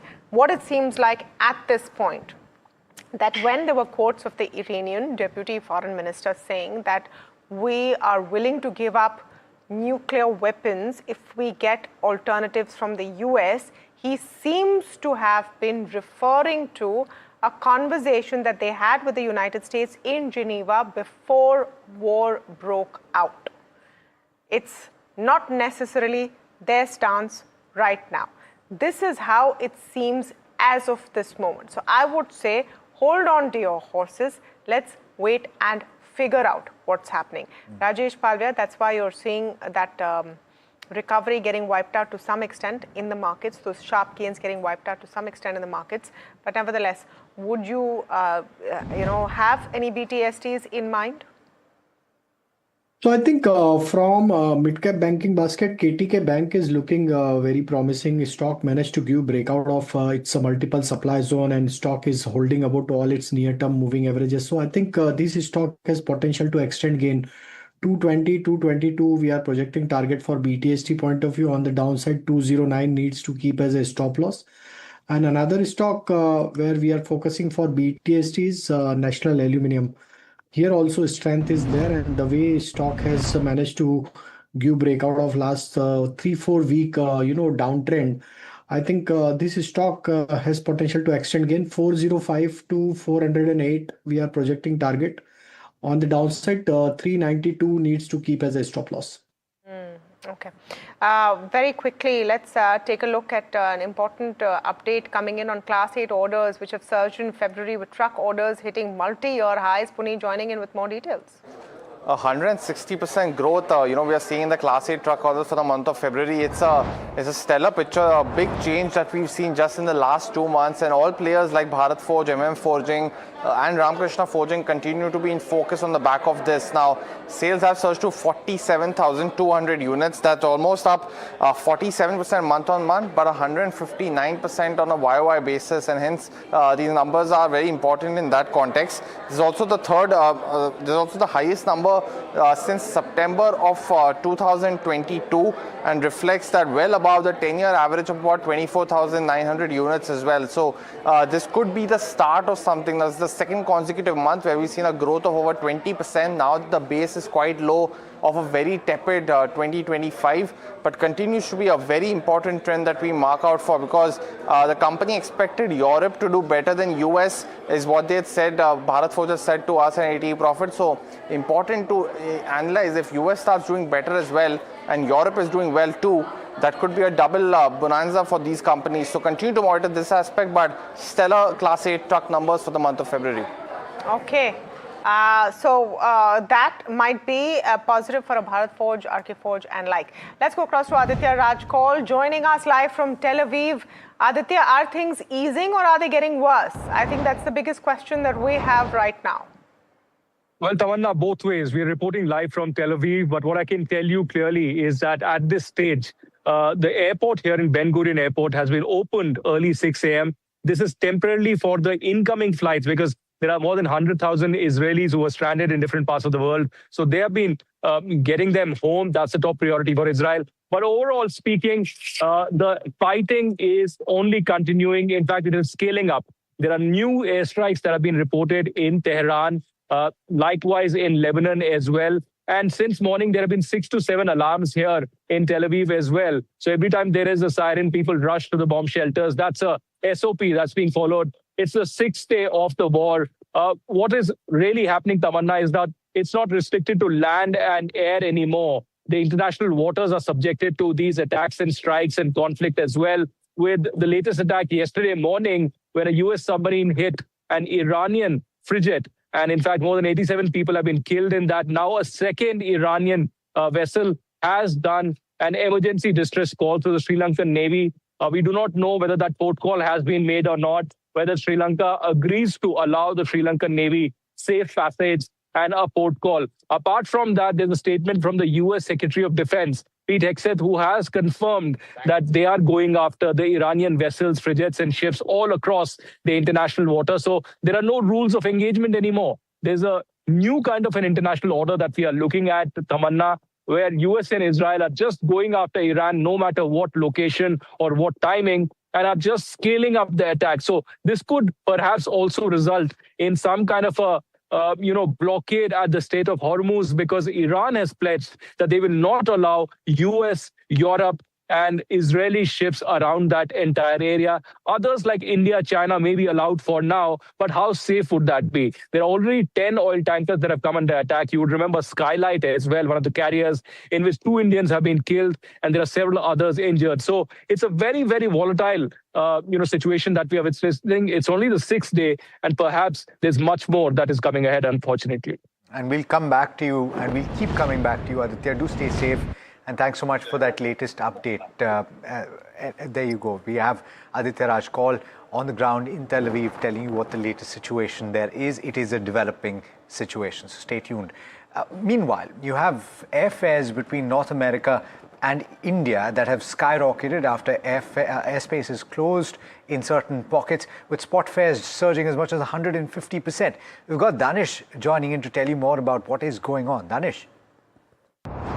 Due to the current situation that we're seeing in the Middle East, this is impacting the long-haul airfare. And if we specifically talk about the spot airfare, so see, spot airfare is usually higher because usually people buy these tickets when certain travel arrangements are not planned well in advance. But looking at the current situation, we are seeing that there is a sudden surge in demand for flights from US to India. And just to give you a few examples, if we look about connections between New Delhi, JFK and New Delhi, which is in New York, usually the spot airfare for these tickets is between 35,000 to 70,000 rupees, and this is the economy class airfare that I'm talking about. But even now, as per the research done by NDTV Profit, we are seeing that this airfare has spiked multi times, 2x, 3x from the current prices. And if you look at the choice of airlines that are there are very few options. If you want to travel to India via an American carrier, those flights are completely sold out. So passengers are left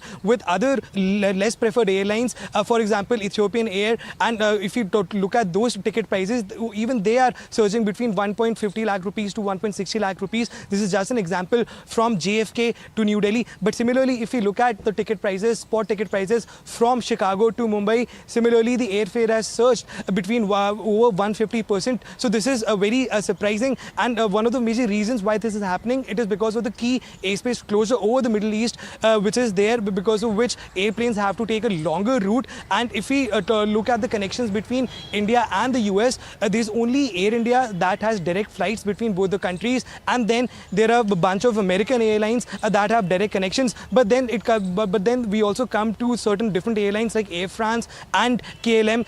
So if anyone wants to even board those planes, they'll have to pay more than 1.50 lakh rupees. All in all, if we see, spot airfare has surged because of key airspace closure over the Middle East. All right. Thanks so much, Danish, for getting us those details. Now, another repercussion of the ongoing war in the Middle East is a surge in crude oil prices, and that has ripple effects across various industries, and it also has an effect among them on FMCG companies. But let's bring in Ridhima to tell you what companies will have to do with crude oil prices where they are at over $80 per barrel, and if they go higher to 90 and even 100. Ridhima. So FMCG companies could be required to increase their prices after the crude oil surge which is happening to offset the impact of it. This is as per a CLSA report. The report says that there could be an increase required for the companies, and the most amount of increase could be seen in Asian Paints, GCPL and HUL. So a lot of these FMCG companies are dependent on the crude oil derivatives, not crude oil directly. But still, if the crude oil prices increase, there will be impact on their margins. And if we see, the current price of the crude oil is around $80 per barrel. So the impact of price hikes could be somewhere around 0.8% to around 6.4%. And if it goes up to $90 per barrel, the impact on the prices could be required, which could be required to increase, would be around 1 to 11%. And if it moves up to $100 per barrel, the impact could be seen from 2 to 16%. So these FMCG companies, the percentage which the dependency is on the crude oil derivatives is somewhere around 20 to 25% of the input costs. And if we see the packaging cost of the materials, it's 10 to 15% of the total raw materials. And the freight cost, which is your shipping and your distribution cost, it is 3 to 7% of the sales. And the chemicals used in detergents for these FMCG companies, they form half of the raw material costs. So it will be something to wait and watch that how these FMCG companies react, and also how long the conflict actually takes time to fully get resolved. This will impact the prices directly. Okay, thank you so much for that, Ridhima. About a minute and a half, about less than 2 minutes to go. Vineet and Rajesh Palve, thank you so much for joining us on the show today. Always a pleasure to have you on. It's been a topsy-turvy, dil tham ke baithiye kind of a show today. That's all I can say, because it looked so exciting and then it didn't. You know, I think I figured out what's happened, because what has been going around the market is a tweet by Sky News Arabia in Arabic, and as you can in X, you then show translation, and it shows exactly the line that everyone put out, that Iran says it's willing to give up nuclear weapons if America gives an alternative. But if you go through that tweet thread, then you realize that they have quoted out of context a conversation with that Iran deputy foreign minister who was talking about the conversation he had with the US in Geneva before the war started. So that's the long and short of it, which is why you've seen that up and down on the Nifty. Even after all of that, we're still going to close about 250 points up. That's not bad. Advance decline ratio is even Steven. Advances are on top. That's not bad. Bank Nifty has come off its highs of the day. Bank Nifty was a hero this morning, isn't anymore. The mid cap 100 at 1.5% is showing good recovery. I want to also look at the small cap before we go into that exact closing, which is going to be about a minute. The small cap 250 also about 1.5% up. India VIX. Let's take a look at India VIX. Good indicator of what the mood on the street is, especially when it gets so tough. This is a good number. 16% down is good. That means the volatility index is seeing things perhaps improving. Once you're back below 17, you shouldn't have to worry too much. You'll probably have a continuation of this momentum when we open for trade tomorrow. That's what Europe is showing us. That's what US futures are showing us as well. But even as we get into that close, I'm going to pull up the Nifty heat map for you and see how we have closed up this very volatile Thursday evening. The IT pack was one of the stocks that seems like it was lasting through this volatility. That has come off, but this is a sell on rise kind of a situation, a bit of profit booking. Tech Mahindra, ICICI Bank, only 1.5% or less down for the biggest loser on the Nifty heat map. But the winners is where the action is. The fact that all of these companies that were the sufferers of a conflict in the Middle East are rebounding is showing you what the market senses on where the war is going. Adani Ports up 4%. Remember that Haifa exposure had seen pressure on the stock. That seems to be reversing. All metals are rebounding. Larsen & Toubro, because of its Middle East connections, that got pummeled down. Smart recovery there. Of course, the defense plays will always be in focus. The sectoral heat map very quickly should give you a sense of how the markets are placed. And metals are shining. Defense metals, CPSE is also because of defense pack, actually, because of government-owned defense companies. Infra, that's the theme that you're seeing. Pretty much green screen. I would say there's not too much to complain about after the kind of trading week we've had. The Nifty IT about 0.5% down. Just top gainers and losers on the broader market before we wrap up for this afternoon. Rajesh Exports, Gujarat Gas, Muft, the losers. This is because they've called a force majeure, and you know it'll have impact on the next quarter numbers. They can't help it. They're not getting the LNG coming in. Qatar has said we can't, supply any. So that's a different story going on. TCI Express, Mazgown, data patterns is all defense on the other side. But I think action continues, Alex, because after this, there's that very exciting match to get to as well. Yeah, absolutely, Tamanna. You said it. A lot of people are going to be on the edge of their seats. They've been on the edge of their seats all through the market day today. That's not going to stop because it's the semi-final of the ongoing T20 World Cup. One win each is what it stands at. And in fact, Adelaide went England's way. Guyana, of course, belonged to India. And it's round 3 at the Wankhede Stadium with a third title on the line. So what will it be? Take a look at this report to know more.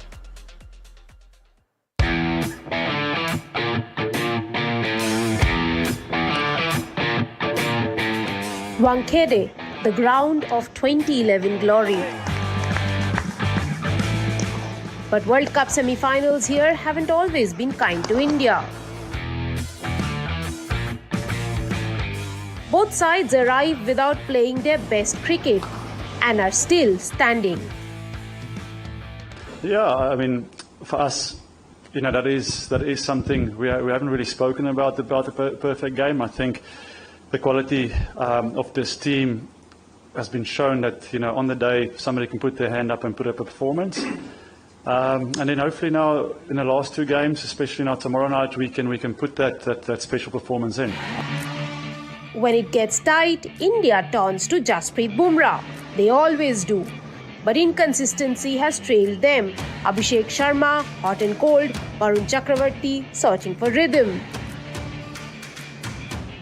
There have been 13 dropped catches in the tournament. Nobody looks to drop a catch on purpose. It's not like we don't train it. I mean, there's a lot of focus going into our fielding, and that was one of the key points heading into the World Cup here. So the guys do train and work hard on our fielding. At times, is it a mindset thing? England's campaign has been patchy and scrappy. Back-to-back embarrassments against Nepal and Italy, yet they are here. 5th straight semi-final. Sam Curran has returned to the side. Will Jacks has bailed them out with 4 player of the match performances. But Jos Buttler and Phil Salt, the most feared opening pair in T20 cricket, have managed just 84 runs in 7 stands, none past the 4th over. We've won them tight games, which in World Cups proved to be very important as well, and we've got a lot of confidence going into the deeper parts of the game. We've won games, like you said, which we probably shouldn't have won, and it just feels like we've never really been out of any game so far. Short boundaries, fast outfield, and due later, Wankhede will demand a lot of bravery. The team that hesitates will vanish fast on Thursday night. Neither of the teams have had a perfect run into the semi-final. Captain Harry Brook of England says that you don't need to have a perfect match to win a tournament. Perfect or not, the semi-final in Wankhede on Thursday night promises noise, nerves, and possibly fireworks.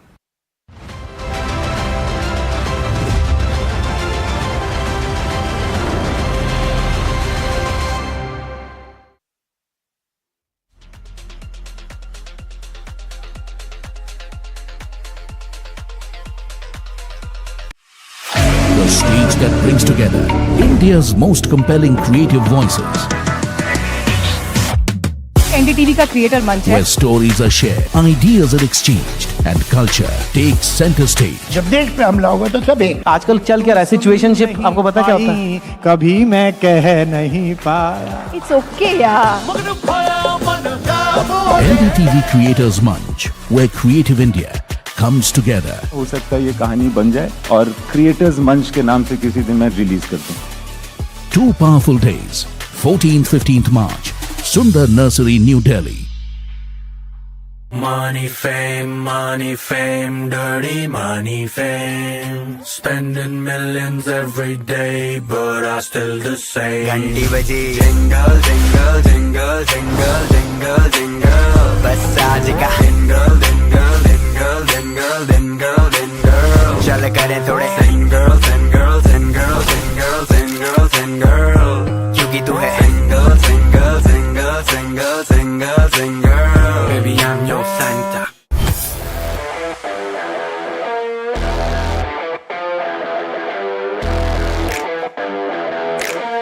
First India tour in your city. Ragon with Shankar Ehsan Loy and Siddharth Mahadevan and Shivam Mahadevan. 5 times melody, 5 times masti with NDTV Good Times. Go grab your tickets. After the roaring success in Delhi, Hyderabad and Mumbai, the NDTV DP World PGTI Golf Pro-Am now travels to Ahmedabad. India's finest professionals, the city's most accomplished business leaders. Great golf, great company. NDTV DP World PGTI Golf Pro-Am. The course of champions, the conversation of leaders. 8th March, Kalhar Blues and Greens, Ahmedabad.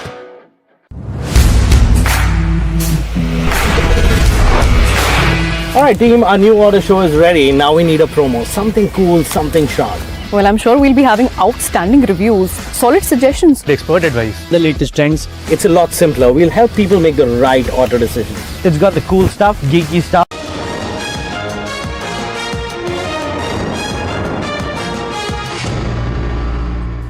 Good evening, you're watching Market Express with me, Shreyanshi Singh, and this is the show that's going to get you a lowdown in terms of the headlines this entire evening thus far. And let's take a look at the markets first things first, because the market in fact shrugged off the Middle East war tension as benchmarks rebounded from the oversold zones. And this is after 4 days of losses that you had coming in. So clawing back really, Nifty in fact really reclaimed the 24,700 level, and the Sensex also neared about 80,000 on the expiry date itself. Now, when you talk about the volatility index, that also dropped about 10%, easing market volatility. When you talk about broader markets as well, you're looking at a good run today as both mid-cap and small-cap index also outperformed the benchmarks. Let's also talk to you about the sectoral picture then, because sectorally, in fact, it was also a good day of trade coming in as value buying really emerged after the recent sell-off. So you're talking about investors picking up stocks in sectors the likes of metals and defense. On the other hand, IT stocks came back under pressure, and that's after a strong buying in yesterday's trading session. Let's also get you some updates this evening when it comes to the entire war front. Now, Israel and Iran have launched fresh strikes as the Middle East conflict enters its 6th day. Israel targeted missile sites in Iran and Hezbollah positions in Lebanon as well. And you do have Iran firing missiles and drones at Israel, many intercepted. Explosions occurred in Tehran, Tel Aviv and Jerusalem, with reports of strikes also affecting Gulf areas. That's something that includes Qatar and Bahrain as well. A US action also sank an Iranian warship in the Indian Ocean, and you do have escalating tensions that are getting highlighted further. Now, the key headline to note here is also that the strikes did not spare residential areas in Tehran, with plumes of smoke also rising from those buildings, as you can very clearly see on your screens as well. And a second Iranian warship is heading towards Sri Lanka just a day after a US submarine sank the Iranian frigate Iris Dena off the island's southern coast as well. The sunken ship, returning from an Indian naval exercise, had nearly about 130 crew members, with 87 killed and 32 rescued. The new vessel, carrying over 100 sailors, is in Sri Lanka's exclusive economic zone and has requested an urgent port call. But right now it awaits clearance. Officials, in fact, expressed concerns that it could face similar targeting amid the escalating US-Israel-Iran conflict. Iran has pledged retaliation, calling the US action an atrocity. The incident expands the war beyond the Middle East into the Indian Ocean and in our very own backyard, raising risks for shipping lanes and regional stability. Let's also talk to you about some of the stocks that we should be talking about right now. India's defense sector is moving back into sharp focus as the US-Iran conflict, in fact, lifts global demand for strategic capability. And MTAR Tech is one of the counters that should be making it to your radar right now, because you do have the managing director telling NDTV Profit that the firm expects revenue to grow by roughly 50% in financial year 27, supported by stronger export demand and a healthy flow when you talk about new orders. Now, he's also said that inquiries across defense and space remain steady, and this is despite a tight working capital cycle. Let's also talk to you about India's rice exporters that are feeling the strain as the Middle East conflict disrupts basmati shipments and delays cargo in transit. However, in terms of commentary coming in, you do have KRBL saying that it expects demand to hold steady over the medium to long term.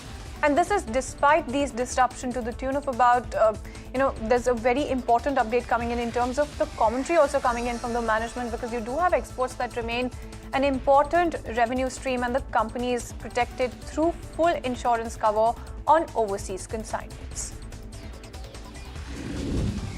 Let's also talk to you about GE Shipping that was surging in trade, and about 3% uptick coming in on that particular counter at the end of the trading session as well. And you do have global freight benchmark surging following the Iran-US conflict. The stock has touched a fresh 52-week high in today's trading session, helped by a sharp jump across key Baltic indices for clean tankers, crude and dry bulk.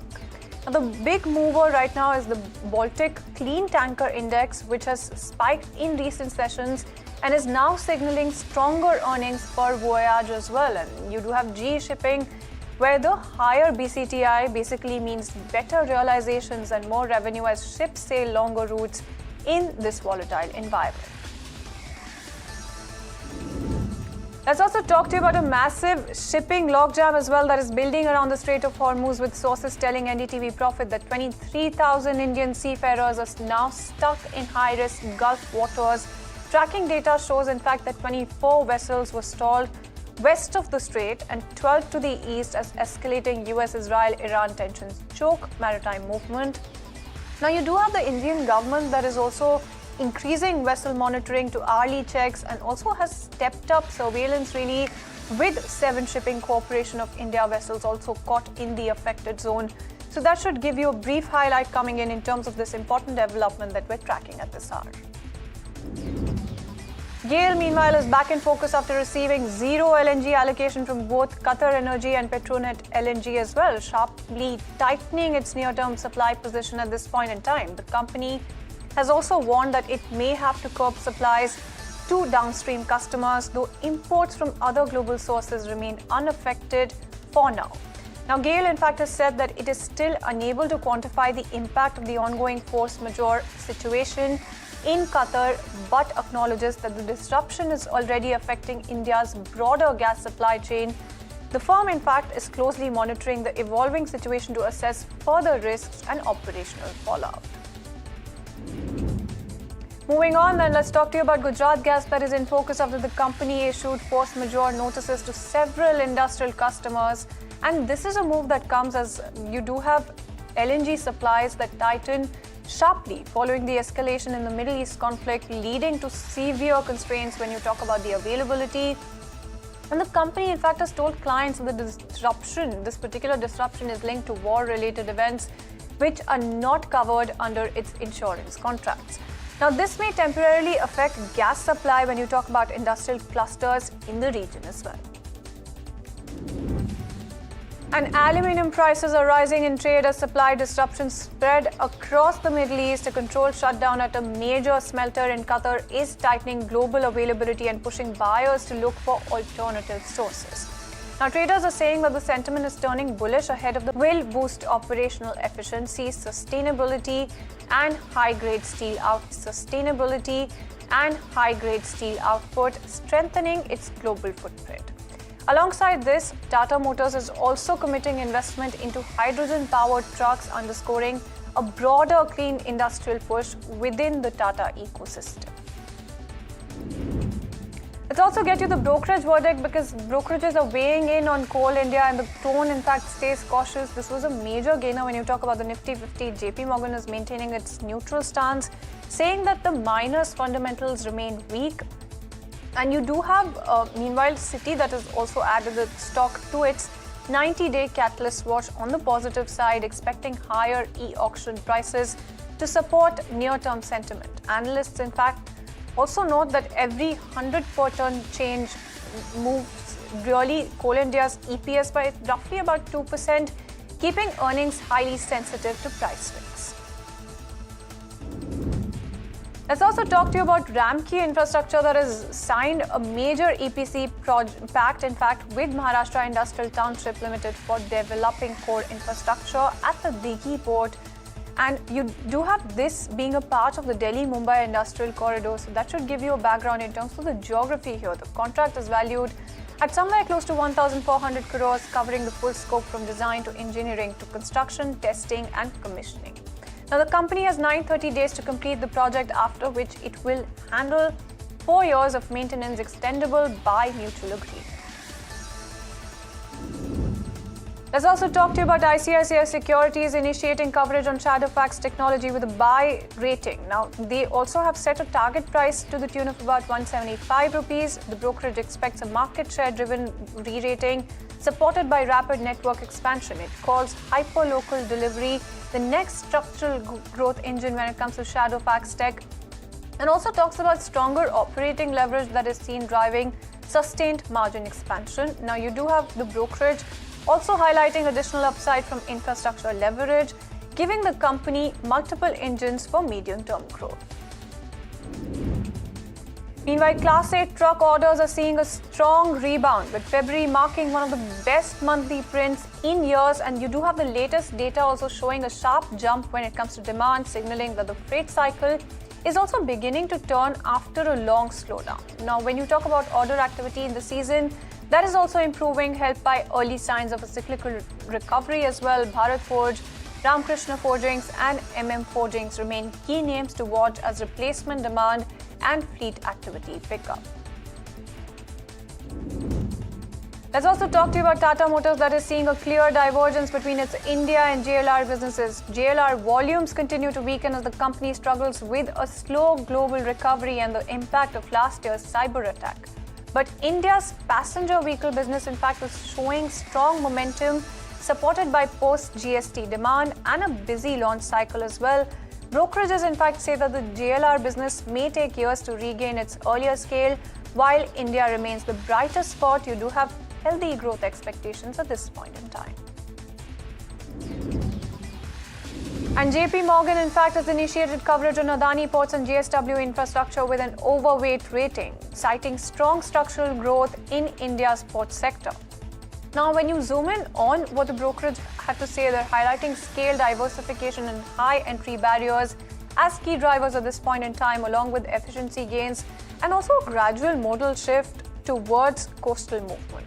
In fact, that's a little bit of an update coming in as far as this particular JP Morgan note is also concerned when you talk about this particular brokerage as well. But with that in mind, let's also shift focus onto Mazagon Dock.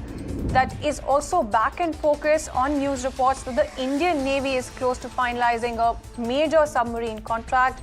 The deal, in fact, valued at nearly 1 lakh crore, is expected to cover 6 German-designed submarines under India's next big defense build-out. Now, if cleared, it would also mark one of the largest naval orders in recent years and significantly lift the long-term visibility for the company's order book. Let's also shift focus onto some business news. India's retail auto market has delivered its strongest February ever, with sales rising nearly 26%. The jump is led by two-wheelers and also passenger vehicles, with both urban and rural demand staying firm. Now, dealers, in fact, say that the sentiment remains positive. Also going into March, as GST cuts, new launches and better rural liquidity continue to support buying activity across the segments.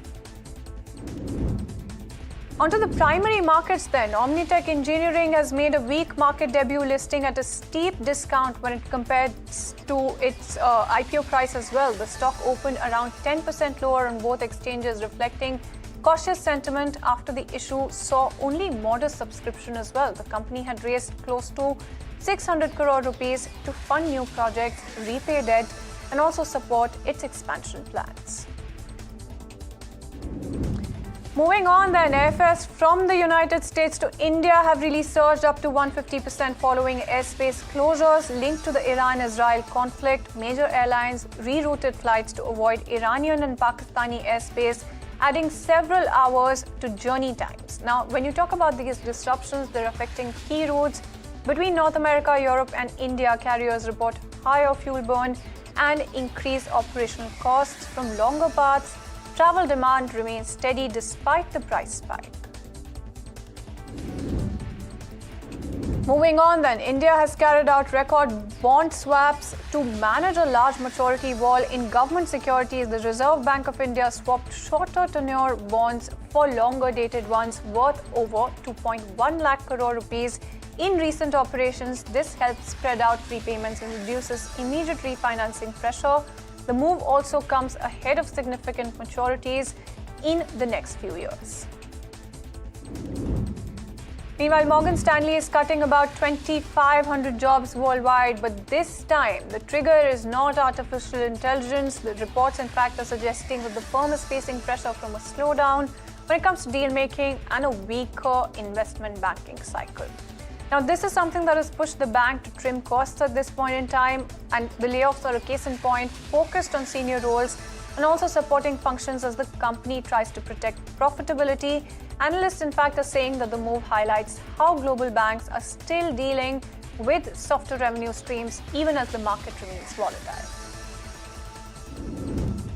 And with that in mind, let's also move on to national news. Then, after days of speculation, JDU Chief Nitish Kumar has confirmed that he will step down as Bihar Chief Minister and move to the Rajya Sabha as well, ending over 2 decades at the helm of the state. In a post on X, he in fact said that this move fulfills his long-held wish to serve in both houses of the parliament and both houses of the state legislature as well, having already been a Lok Sabha MP, MLA and MLC. Now, you do have Kumar thanking the people of Bihar for their trust and assured them that he will continue guiding the next government and also remain committed to a developed Bihar.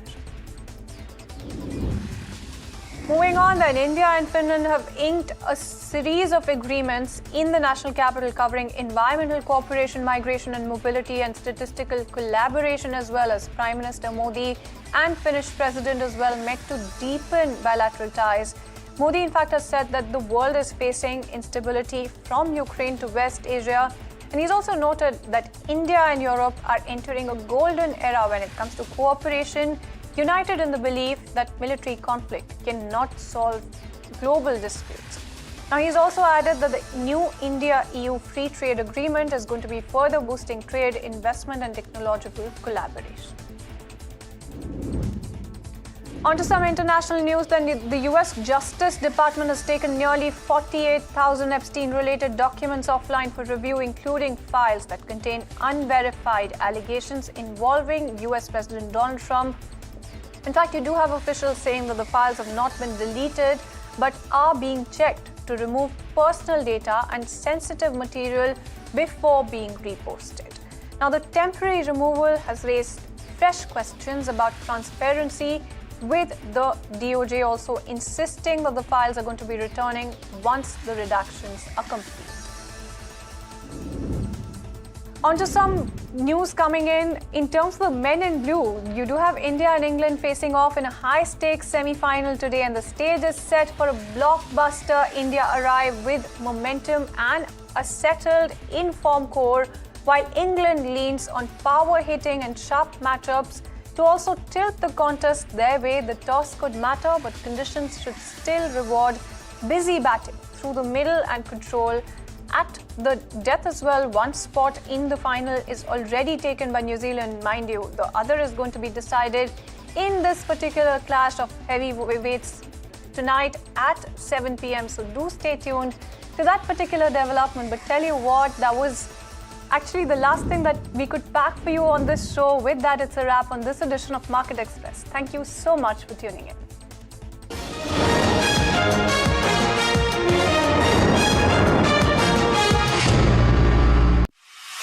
The stage that brings together India's most compelling creative voices. NDTV का creator मंच है, where stories are shared, ideas are exchanged, and culture takes center stage. जब देश पे हमला होगा तो सब एक। आजकल चल क्या रहा है सिचुएशनशिप, आपको पता क्या होता है? कभी मैं कह नहीं पाया। It's okay यार।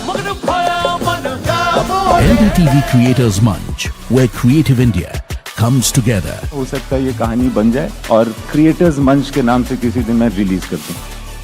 2 powerful days, 14th-15th March, Sundar Nursery, New Delhi.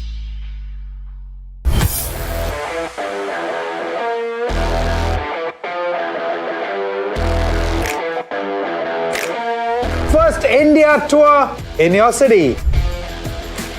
Rag on with Shankar Ehsaan Loy and Siddharth Mahadevan and Shivam Mahadevan. 5 times melody, 5 times masti with NDTV Good Times. Go, grab your tickets. Money, fame, dirty money, fame. Spending millions every day, but I still the same. Ganti baji, jingle, jingle, jingle, jingle, jingle, jingle. Bas aaj ka jingle, jingle, jingle, jingle, jingle, jingle. Chal kare thode single, single, single, single, single, single. Kyunki tu hai single, single, single, single, single, single. Baby, I'm your Santa. After the roaring success in Delhi, Hyderabad and Mumbai, The NDTV DP World PGTI Golf Pro-Am now travels to Ahmedabad. India's finest professionals, the city's most accomplished business leaders. Great golf, great company. NDTV DP World PGTI Golf Pro-Am. The course of champions, the conversation of leaders. 8th March, Kalhar Blues and Greens, Ahmedabad.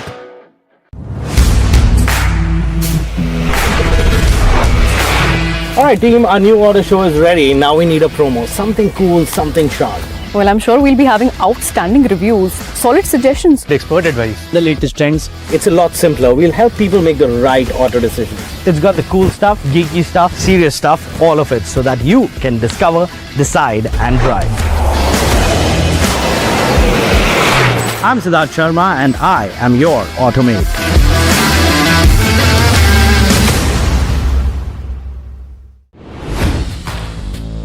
Hi, I'm Tamanna Inamdar. Watch me on NDTV Profit, where I break down the day's biggest business stories. What happened, why it matters, and what it means for your money. Hi, I'm Neeraj Shah. Watch me on NDTV Profit for the most incisive market intelligence and meaningful corporate conversations. And I'm Alex Matthew.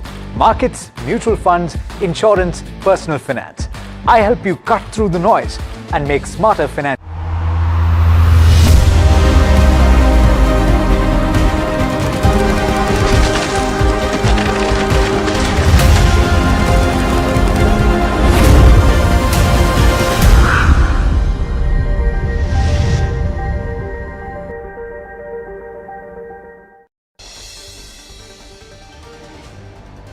Iran's war with US and Israel enters its 6th day. Israeli strikes target residential areas in Tehran as homes were set ablaze. Meanwhile, Sri Lankan MP Namal Rajapaksa voices concern about Iranian vessel docking at a port in the country, urges the government to be transparent about its decision and consider historical precedent.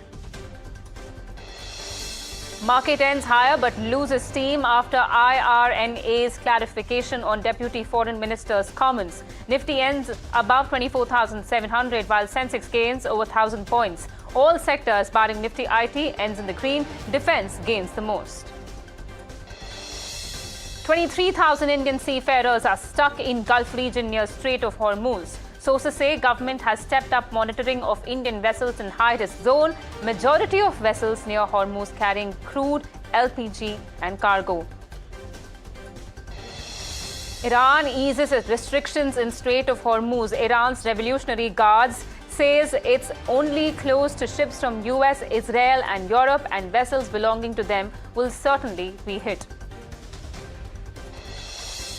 Airfares between India and North America soared to 150% amid Middle East tensions as airspace closure triggers fare shock. Spot airfare rises by at least 100%. In yet another setback for Trump, US Trade Court orders the administration to refund tariffs worth $130 billion to importers after the Supreme Court struck them down last month. India and Finland sign MOUs to partner in sectors such as semiconductor, clean energy, AI. Prime Minister Modi says military conflicts cannot be the way to solve issues. Bihar's Chief Minister Nitish Kumar submits his nomination for Rajya Sabha in the presence of Home Minister Amit Shah. In a post on X, Nitish Kumar said that a term in the Rajya Sabha would complete the set of legislative positions in his political career.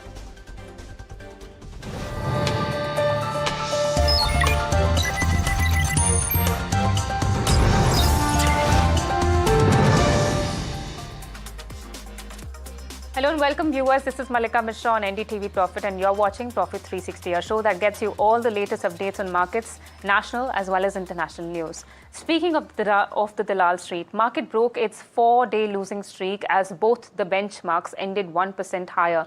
While Nifty recovered over 300 points from day's low in the second half, Sensex also gained more than 1,000 points. Let's in fact go across to my colleague Jasmeet Singhai for a wrap of the day's market action. Jasmeet.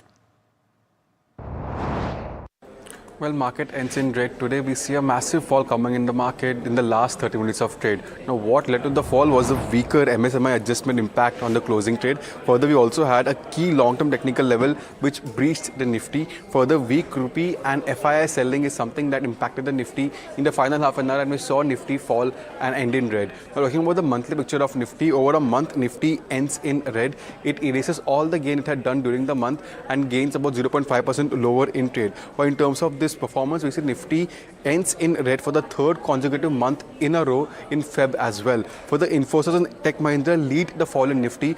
Both were down about 22% in the month of Feb, while the fall in IT stocks comes on the back of that antrophic fear which came in the beginning of the month, impacting the overall IT pack, and Nifty IT is down about 16 or 19 odd percent during the particular month. For the broader market, outperforms the benchmark. If we look at Nifty mid cap 150, it ends in green 1.5% higher, and Nifty small cap 250 again ends in green at 0.75% higher. In terms of the overall sectoral performance, we saw that Nifty is the sector which Nifty IT is the sector that lost the most in the month of February, down about 20 to 22 odd percent.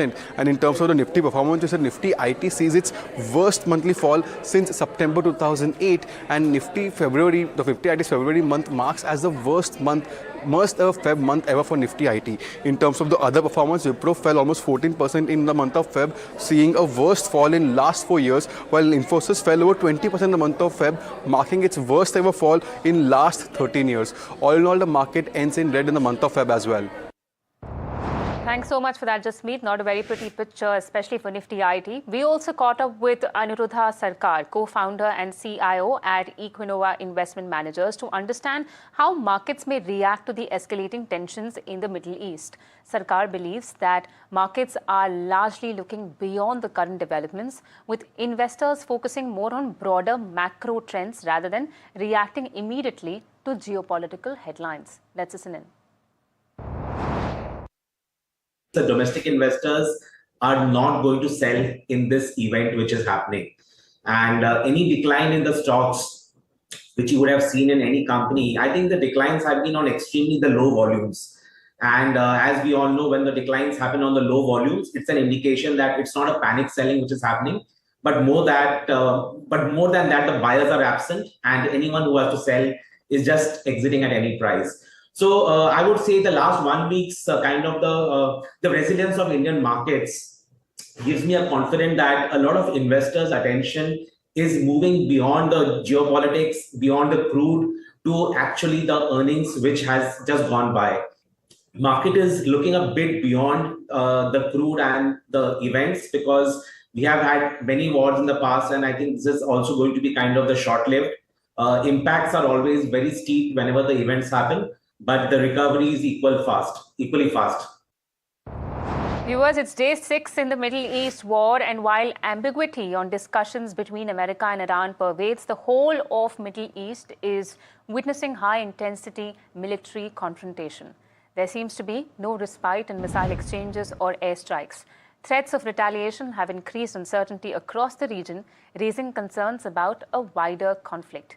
In a post on X, Iran's foreign minister, Syed Abbas Araghchi, made a stark warning, saying, and I quote, "Mark my words, the US will come to bitterly regret the precedent it has set."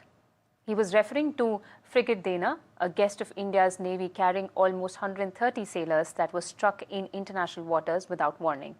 NDTV also reported that 2 Indians were killed in an Iranian strike on an oil tanker in Oman. Explosions have been heard in Doha and Qatar too. In the interim, the usual flights have taken a pause or are limited, and prices have skyrocketed for the few available in the region. Viewers, we've also heard, in fact, according to our sources, around 23,000 Indian seafarers are in high-risk Gulf waters as tensions near the Strait of Hormuz disrupts shipping. Let's get in my colleague Shrimi to tell us more on this exclusive story.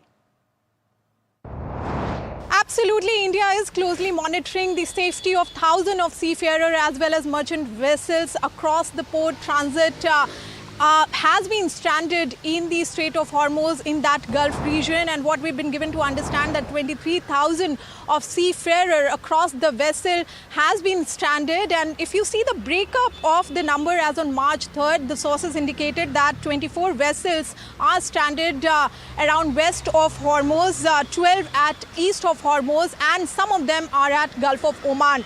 Other than that, 2 Indian flagged vessels are stuck in Gulf of Eden, but there are no such vessels actually there in the Red Sea. So that's update coming in.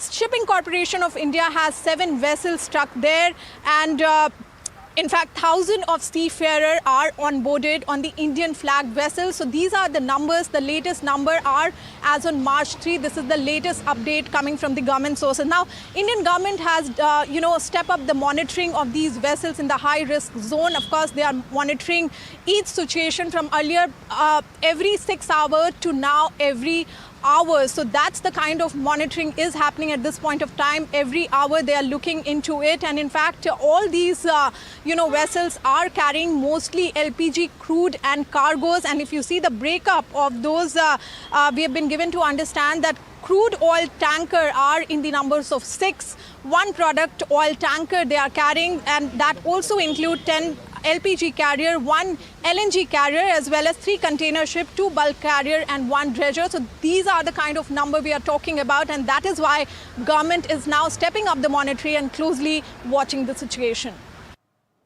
Viewers, as the government, as Shribi pointed out, is stepping up its surveillance on the ships that are stuck in the Strait of Hormuz, we've also learned that Iran's Revolutionary Guards has told that the Strait of Hormuz is only closed to ships from the US, Israel and Europe. According to Islamic Republic of Iran Broadcasting, the Islamic Revolutionary Guard Corps, IRGC, has warned that if vessels belonging to the US, Israel, Europe and their supporters are observed, they will certainly be hit. My colleague Vishal Vivek joins us to give us all the details on this. Vishal, is the Strait of Hormuz really just close to these 3 regions?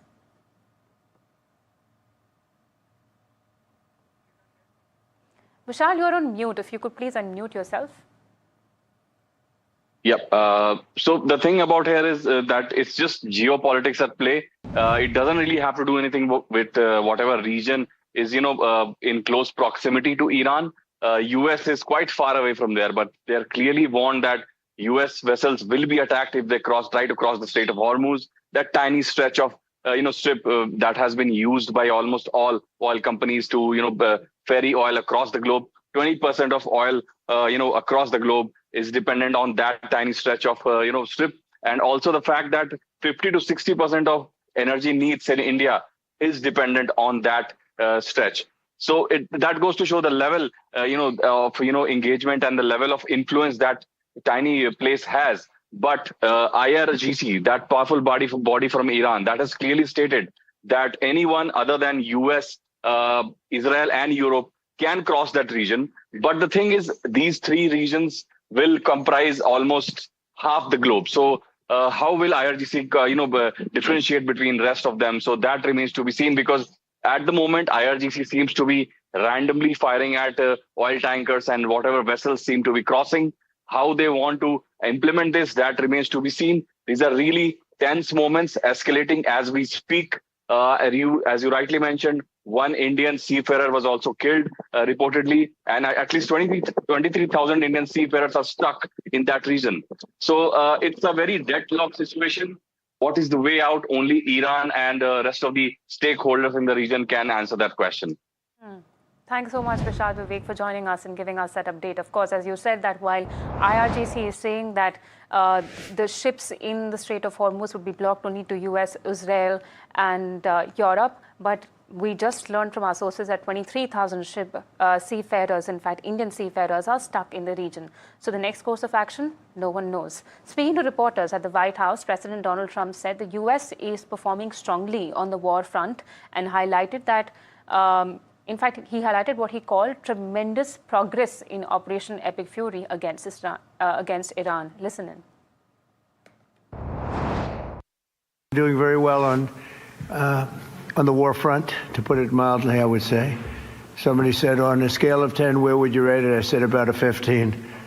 And we're going to continue to do well. We have the greatest military in the world by far. And that was a tremendous threat to us for many years. 47 years they've been killing our people and killing people from all over the world. And I think we have great support. And I think if we didn't do it first, they would have done it to Israel and give us a shot if that was possible.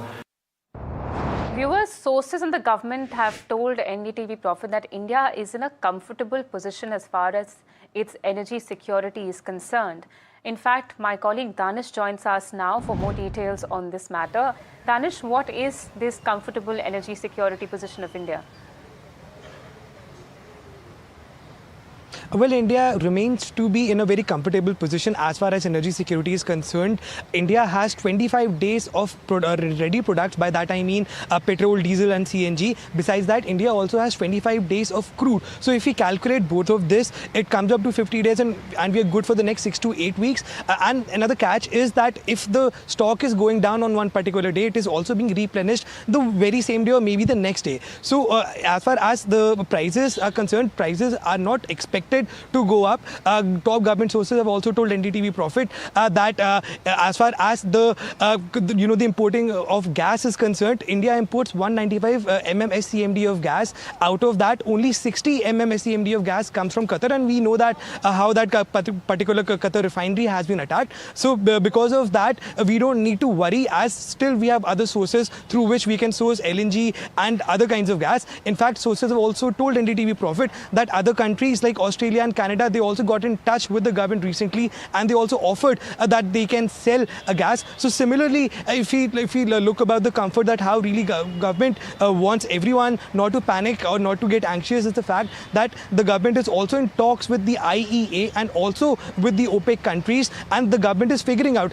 just in case if the Strait of Hormuz is shut for a very long time, then how will we source our crude? So for that, the government is already speaking to other countries, not only to the other countries, but also the government is speaking to different suppliers and different refineries to source crude for India. So as far as the energy security is concerned, things remain to be in a very comfortable way. 50 days stock is enough for India, and it is also being replenished almost every day. So we don't need to worry about anything. The government is keeping a very close watch on the entire situation that is happening in the Middle East. And the sources have also told us that as far as Strait of Hormuz is concerned, only 40% of the crude is imported from that side, and whereas 60% of the crude is also coming from other sources. So we are good for the next 50 days, and the government is very confident that the talks with OPEC and IEA and other sources will yield some better results so that the crude security, the energy security of India can be there.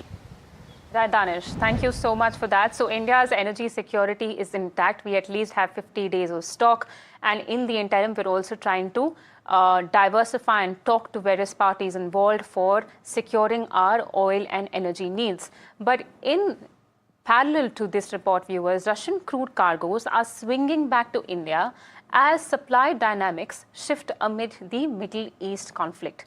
Two tankers carrying roughly 1.4 million barrels of Russia's Urals crude, which had earlier signaled East Asia as their destination, are now rerouting to Indian ports and are expected to discharge this week. Indian refiners had recently trimmed Russian imports partly to avoid complications in trade talks with the United States, which pushed Moscow to redirect some cargoes towards China. But with the Iran-linked conflict tightening regional supply, Indian buyers are once again turning to discounted Russian barrels, highlighting how geopolitical tensions are beginning to reshape global oil trade flows. And this is, of course, as per media reports. Now, with West Asia tensions raising concerns over supply stability, the question of India's energy sourcing is back in focus. If the region remains unsettled and India's energy demand continues to grow, should the country keep relying on Russian crude or look more actively at alternative sources? US Deputy Secretary of State Christopher Landau responded to that question. Listen in to what he had to say. Well, I hope you are thinking of alternate sources, and I can't think of a better alternate source than the United States of America. We are an energy-rich country. We want to cooperate with you. That is one of the areas where we can cooperate. Obviously, there's long-term and short-term issues here, and we will work with you to make sure that your energy needs are are met in the short term as well as the long term. Now, as we figure out our energy securities and needs, airfares between North America and India have skyrocketed after airspace closures, with spot fares surging up to 150%.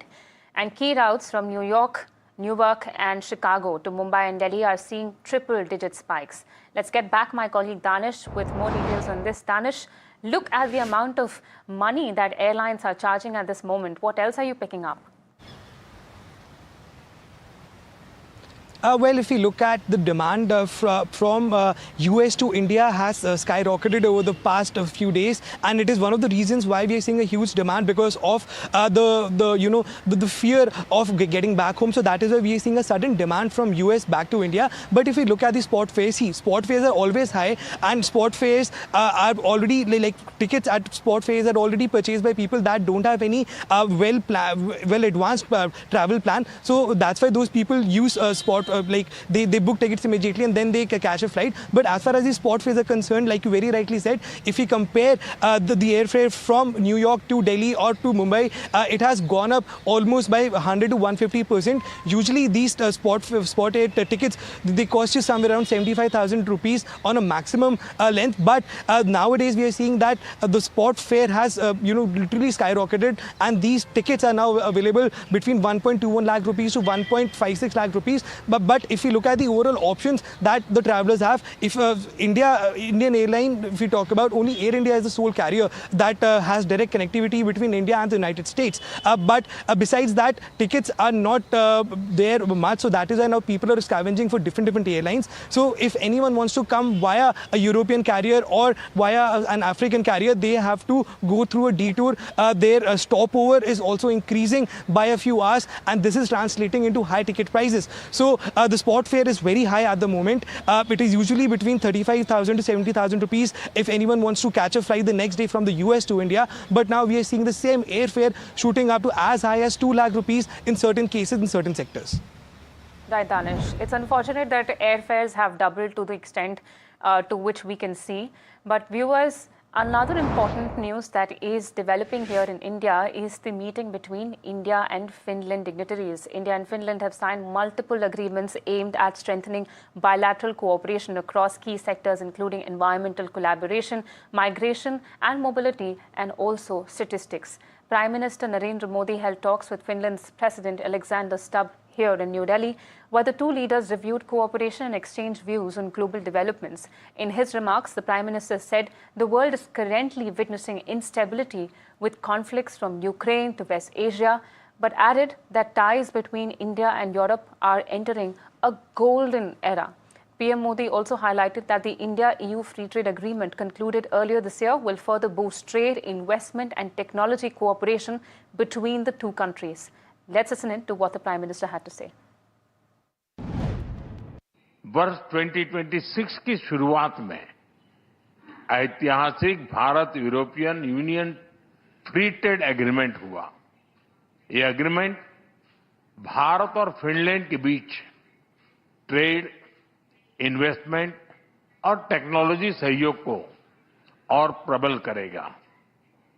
Digital technology, infrastructure और sustainability जैसे क्षेत्रों में भारत और Finland महत्वपूर्ण साझेदार हैं।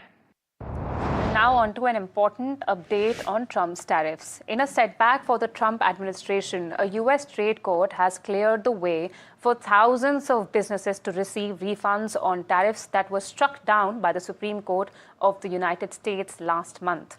The United States Court of International Trade has directed Customs and Border Protection to issue refunds on levies that were imposed last year under the International Emergency Economic Powers Act. The ruling came in a case brought by Tennessee-based filtration firm Atmos Filtration Technologies, but the court made it clear that all importers who paid the duties could be eligible for refunds. The decision could have wide implications, as the tariffs had generated nearly $130 billion in revenue for the U.S. government. But today is the last day for filing nominations for the upcoming Rajya Sabha elections, with political activities picking up across several states ahead of the March 16th polls. In Bihar, Chief Minister Nitish Kumar was among the 5 NDA candidates who filed their nomination papers in Patna in the presence of Union Home Minister Amit Shah. Also filing nominations were Bihar BJP President Nitin Nabin, BJP leader Shivesh Kumar, JDU's Ramnath Thakur, and RLM's Upendra Kushwaha. Meanwhile, the Congress has renominated senior leader Abhishek Manu Singhvi from Telangana for another term in the upper house. Polling for 37 Rajya Sabha seats across 10 states is scheduled for March 16th, with scrutiny of nominations tomorrow and withdrawal allowed until 9th of March. It's a third straight semi-final meeting, one win each. Adelaide went England's way. Guyana belonged to India. Now it's round 3 at the Wankhede Stadium with a third title on the line.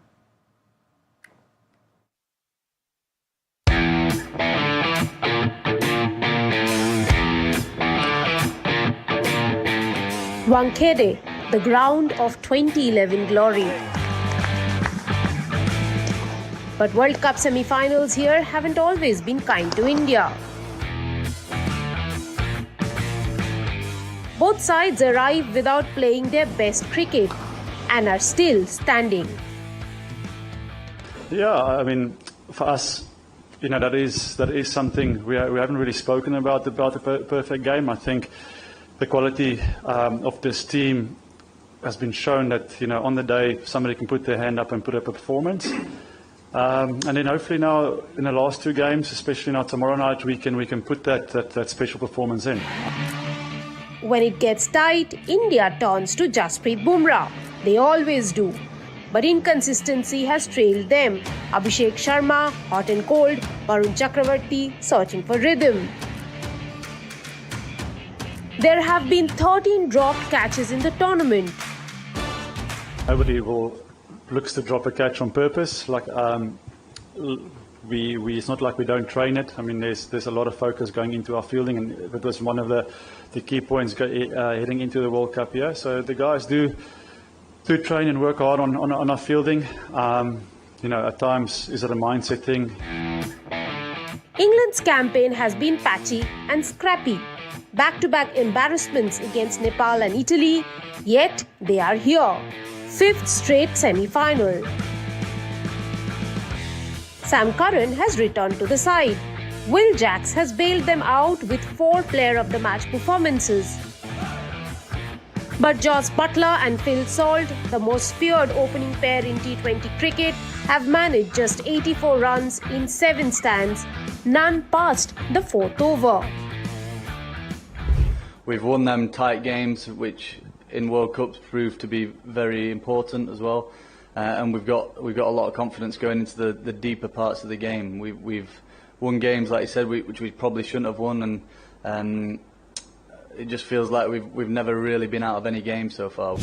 Short boundaries, fast outfield, and due later, Wankhede will demand a lot of bravery. The team that hesitates will vanish fast on Thursday night. Neither of the teams have had a perfect run into the semi-final. Captain Harry Brook of England says that you don't need to have a perfect match to win a tournament. Perfect or not, the semi-final in Wankhede on Thursday night promises noise, nerves, and possibly fireworks. With that, viewers, we've reached the end of this edition of Profit 360. Stay tuned to NDTV Profit for more news and updates. This is Malika Mishra. Thanks so much for watching.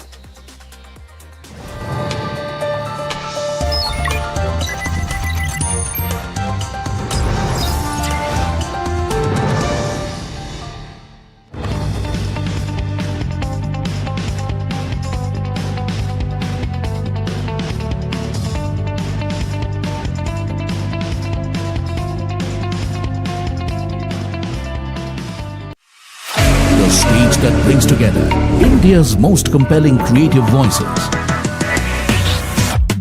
NDTV का creator मंच है where stories are shared, ideas are exchanged, and culture takes center stage. जब देश पे हमला होगा तो सब एक। आजकल चल क्या रहा है सिचुएशनशिप, आपको पता क्या होता है? कभी मैं कह नहीं पाया। It's okay यार।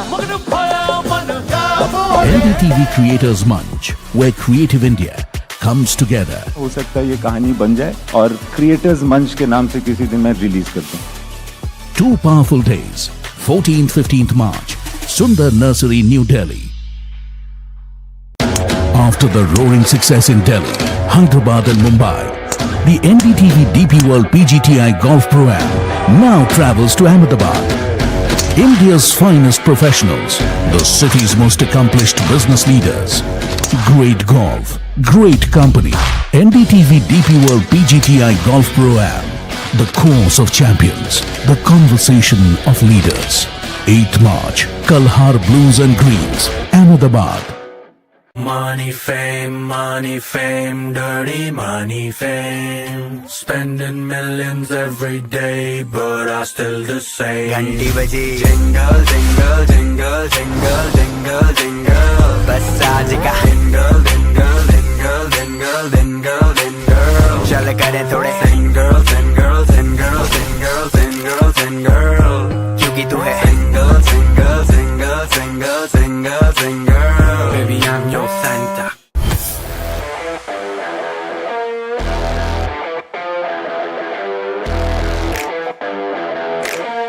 First India tour in your city. Rock on with Shankar Ehsan Loy and Siddharth Mahadevan and Shivam Mahadevan. 5 times melody, 5 times masti with NDTV Good Times. Go grab your tickets.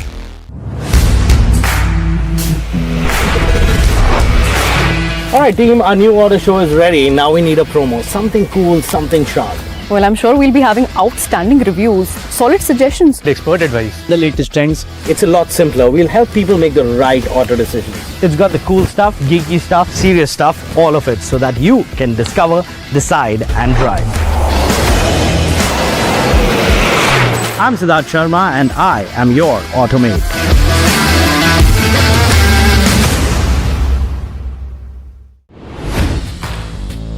Hi, I'm Tamanna Inamdar. Watch me on NDTV Profit, where I break down the day's biggest business stories. What happened, why it matters, and what it means for your money. Hi, I'm Neeraj Shah. Watch me on NDTV Profit for the most incisive market intelligence and meaningful corporate conversations. And I'm Alex Matthew. Markets, mutual funds, insurance, personal finance.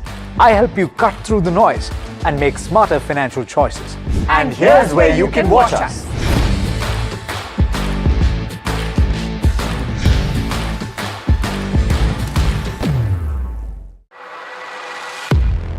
He has been tracking markets for over a decade, spots the trends before they hit the screen. And he is now bringing his analysis to the show that the market watches. Watch Sharad Dubey on Know Your Company, a show that puts the most traded stocks under the scanner. We dissect the company so that you, the investor, don't have to get the management to answer questions relevant to you. Watch Know Your Company weekdays at 11:30 a.m. to understand your next big bet. Presenting the all-knowing, all-powerful Tech Guru. Whoa. Guru? I'm no guru. Okay. I'm just a guy who loves his tech. A show where the mysteries of megabytes and motherboards shall be unraveled. Bro, nobody talks like that anymore. This is all about connected ecosystems, EVs and AI that you can use in your daily life. That's what we do on Tech 360. Real talk, real reviews, tech that you can actually use. Tech has changed. So should your tech show.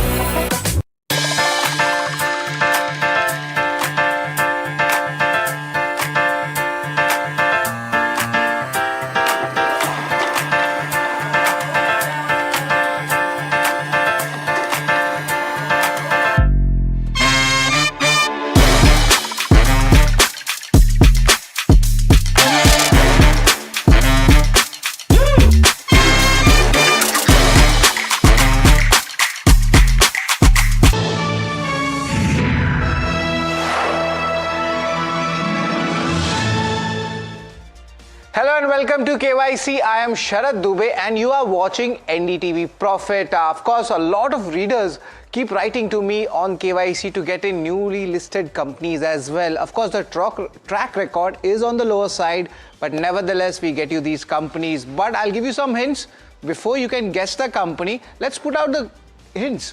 The Media Solutions SaaS company, software as a service company. Of course, recently SaaS companies have taken a derating after AI has come. But will this company actually come up with something surprising? That's something to look out for. The second hint is it was listed just last month itself, January 21st. You could say just more than 1 month now from 2026. It's a very recently listed company and we'll go into more details about it. The third important hint is the stock is still in a really bad market or a volatile market. It's up 19% from listing price. That is really strong as well. So these are the key hints I'd like to focus on. But remember, General Atlantic, Premji Investment, this is of course the private family office of Azim Premji, and you see a very strong backing coming for this company. Very interesting. Also, a couple of more hints is a lot of live events which you have been seeing. The company has been, at the back end of it, be it Grammys, NFL, and a lot of sporting events as well. We'll get to that. But the company in focus is Amagi Media Labs. That's what I'm talking about here. And it's just been 1.5 months since it's listed. So we need to delve deep into the company, what it actually does, and is the street actually giving the valuation which the company deserves or not. But why are we calling this company? Let's ask the important questions. The first one is, of course, AI.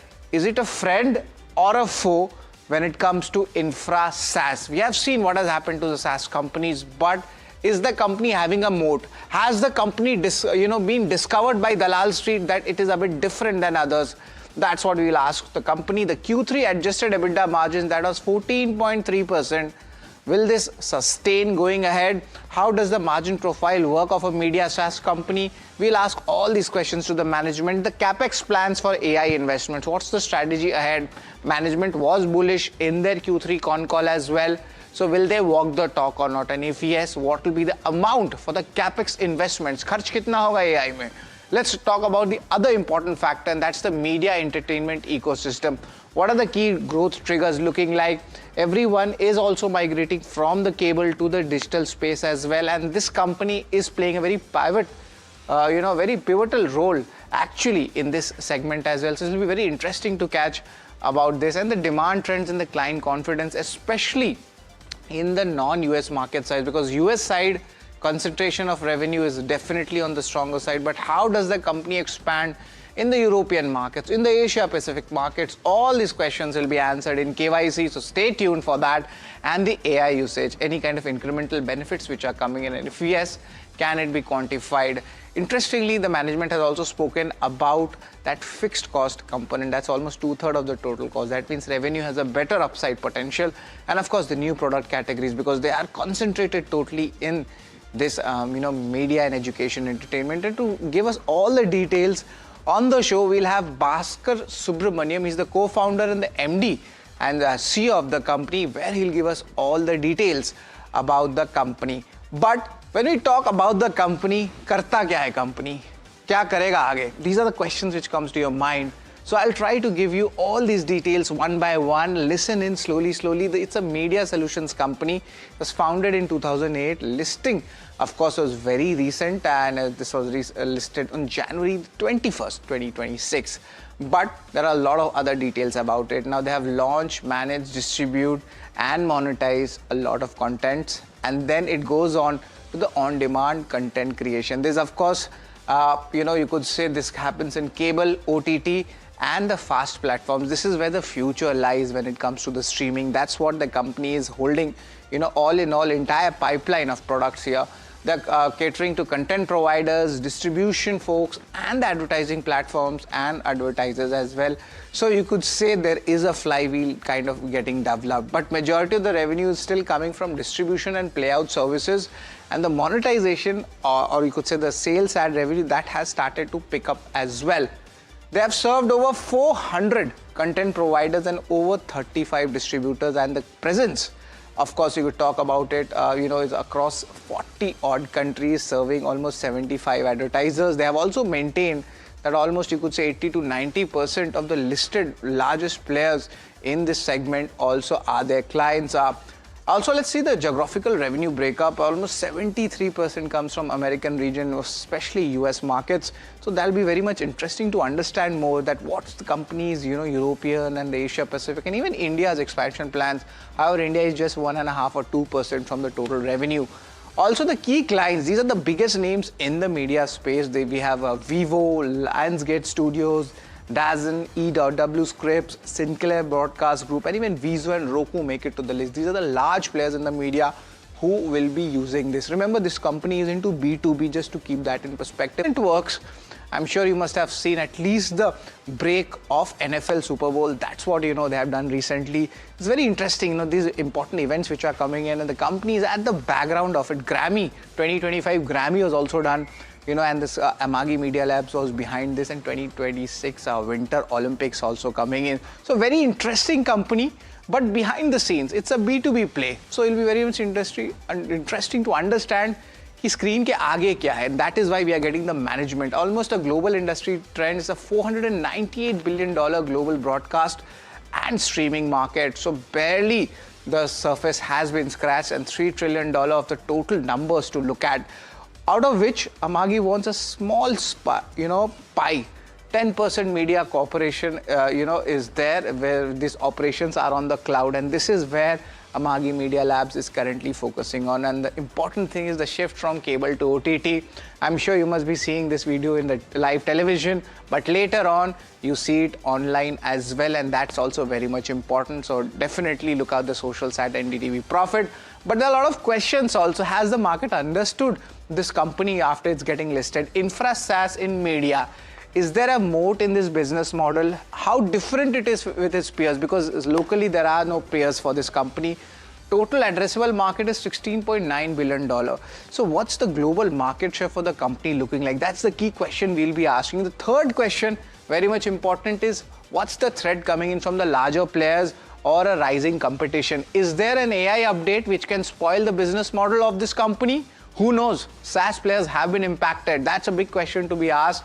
And of course, after IPO, they have money in the bank. Are they looking for further acquisition plans? Because of course, media industry has seen a lot of consolidation, and this also applies to the B2B players as well. So very interesting company, interesting questions, and the company itself is in the middle of migration. Their entire business model comes in is from traditional to, I could say, the modern, or you could say the streaming segment of it. But to understand more, you need to understand our show also. And to understand our show, you need to understand the rating parameters. The holy grail, 3 numbers, financials, no changes. But I have changed a little bit of ratings for this company, and that is what's important. Operational parameters I have taken instead of the return ratios, because the model is such, you need more time in this to actually get the average return ratios in. So operational parameters are very much important for this company. Also, let's pull out the other rating parameters.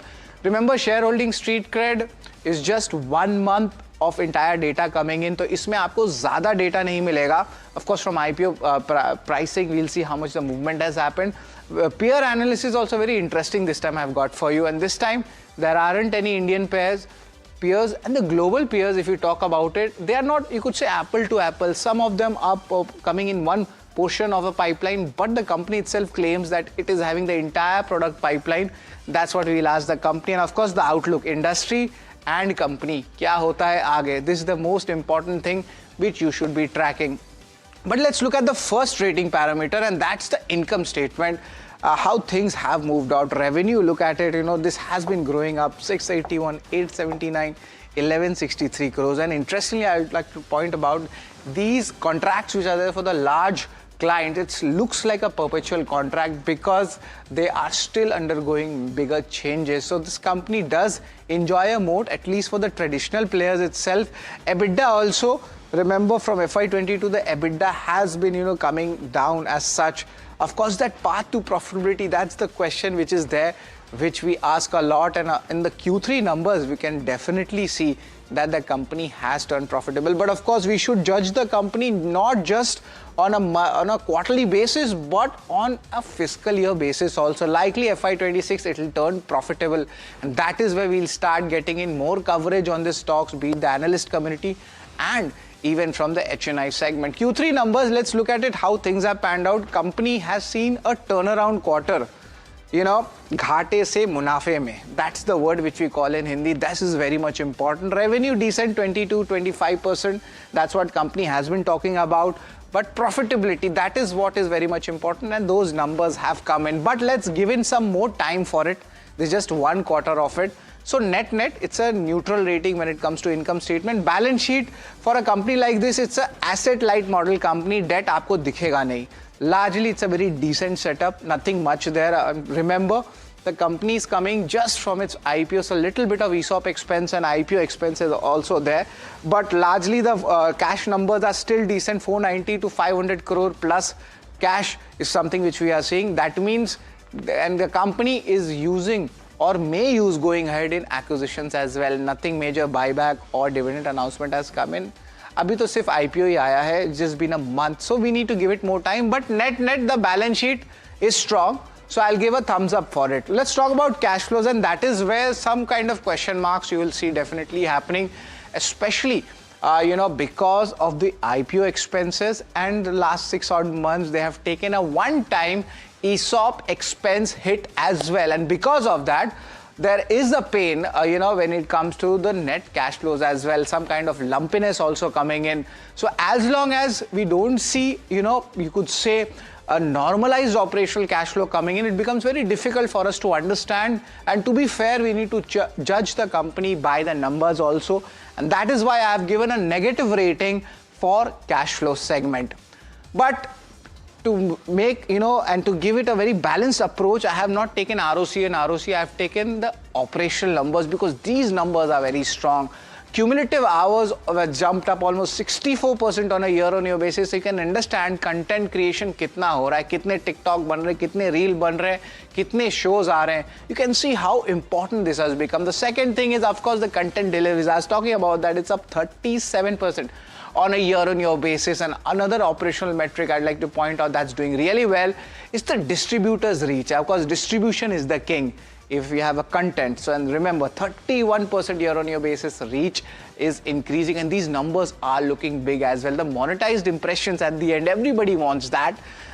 Look at that, it's up 60%. So when you see these operational parameters, you understand it takes time for a company to come for path to profitability. And if you're a traditional investor, you're getting angry, Sharad, why there's no ROC, ROE? This is the reason for that. Now, let's talk about the shareholding, how things are moving. And remember, it's just one quarter of, definition is there, which is there here. But there is a little bit of concern for me. There's a promoter holding for this type of business model because it is largely family office, PE/VC funded. So that's why you're seeing FI is at 43%, DI is at 32%. And there are certain limits also. So promoter, it's very low here. So that means no major control coming in from the promoter definition. But definitely it's still held by a professional team. And largely, let's give it more time to see whether any kind of movement happens amongst the institutions. And as of now, let's keep it at neutral rating. Also, let's talk about the street cred, how things are moving. We spoke about the shareholding, but street cred will give you a little bit of jhalak, and that jhalak is just till the IPO. Yaad rakhiye, the date is this, January 21st, 2026. But even in this bad market, in the month of February, we saw so much volatility happening. March also is volatile to the market. From the IPO price, it's still in the green.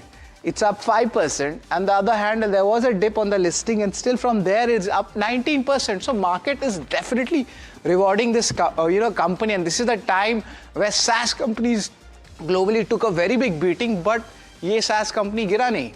So it's a strong street cred when it comes to this company, Amagi Media Labs. But peer analysis is very interesting analysis I have taken. There are no Indian peers, and the global peers also, not everybody has the product stack which the company has. It's the largest full stack cloud native solution against the peers. That's what the company claims, and I saw the RHP and I can confirm, yes, it is. It's a niche media global SaaS infra software. There's an average to it. If you could just show the average of these ratios, this actually goes in for 25 to 40 times in the EV basis. On the price to earnings basis is roughly 16 times. This is the average from the Bloomberg I have taken. This is the infra SaaS at play, but the company, if it enjoys the moat, and it is currently at least seeing from the IPO itself, and that is where it seems like it is enjoying a valuations premium, and there are no Indian peers, remember, and the global peers also, seems like company is actually at a good advantage in terms of size and the product stack. So net peer analysis, to be fair, I've given a strong thumbs up when it comes to Amagi Media Labs. But of course, let's talk about the outlook, how things are panning out. And this is the most important thing, is the cloud modernization. This is something which has been playing out for the last decade. It's expected to go in a couple of more decades as well. Also, is the streaming unification and the monetization marketplace. This is where the entire business model is set. Ye core hai. If you are studying this company as an analyst, there's a strong AI stack. That's what I have seen there in the con call, and they might command a premium in SaaS market. This is the reason why I've given a thumbs up when it comes to the peer analysis. And look at the amount, $3 trillion in global media entertainment market. So the sky is the limit, and there aren't any peers to actually compare. So it becomes quite easy to actually find this company in this niche, and that's why maybe it's commanding a premium if you compare with other SaaS players which are listed in the Indian market. This is the bullishness coming on the new video economy, the entire show, a lot of shows you see from the mobile screen as well, in the YouTubes at NDTV Profit, and you see this is the future. AI may disrupt infra SaaS models, and each time Anthropic or Claude comes up with a plugin, we see SaaS bleeding. Will that happen to the company? That's also one question mark, and of course that's the threat coming in. And the company has a moat against peers for all-in-one solutions. That's what they talk about it. And definitely there is a flywheel also. So one thing leads to the other, and all of them benefit in, and that's why I think the margins are also getting lifted as well. So net for outlook, it's a strong outlook and a thumbs up coming in, but this, of course, AI and competition fears are always there. So always take things with a pinch of salt. But let's give you the entire rating, how things have panned out, and slowly I'll make you understand the path to profitability is definitely there in the company, but let's give it more time. Balance sheet is strong, it's asset light, and you never know, the cash might be used for acquisitions. Cash flow, company needs to show. Of course, there's a lumpiness from the IPO and ESOP. Operational parameters are bang on. That's what the markets are looking, and it's actually giving that premium. Shareholding, we need to wait some time out. Remember, FIs, DIs hold almost 70+% of stake in the company. Street trade from the IPO, it has done well. It's commanding a premium against the global peers, and the outlook, that is where the strength also lies, and that is why the final rating on the higher side for Amagi Media Labs is 6 out of 8 for KYC. But I'm sure there are a lot of questions also which you need to ask, and that is why we'll be joined in by the co-founder, managing director and CEO of Amagi, Bhaskar Subramaniam, and of course he has started his career as a software engineer in Texas Instruments. Okay, there's another AI angle to it. And also co-founded ImpulseSoft. Already that was acquired by a NASDAQ listed company, Surf. And interestingly, Bhaskar is a good cycling enthusiast as well. So pretty much a very interesting profile for Bhaskar. But good afternoon, Bhaskar. Always a pleasure to have you on our show. And AI is something in Amagi also. I can see there is A and I. At the first is A, at the end is I. So now how it changes, because SaaS, for a normal layman person at times gets impacted by AI. So I just want to get this, through this view in, the AI stack, how Amagi is using it, and if yes, is there any threat from the larger players like Claude or Anthropic, or is it something else which you're having a moat? Thank you very much for having me on the show. I think AI is top of mind for all of us, and we're extremely bullish at Amagi of what the AI transformation can do for the media business. I think we're pretty much leading this whole trend line with lots of investment we're making as a company. Having said that, the delineation of SaaS, and I want to kind of give this as a understanding, important understanding, is when we talk about SaaS, largely the market's talking about horizontal SaaS. There is companies which are building tools and utility software which people are using it for their productivity gains inside large companies. At Amagi, and like everything else, because we're a vertical software company, what do we mean by that is we are pretty much the heart of our customers' operations. We run their operations pretty much for them. So to that extent, it's a very, very deeply integrated technology platform for our customers. And this is not something you can vibe code yourself through the process. And because of it's also end-to-end capabilities.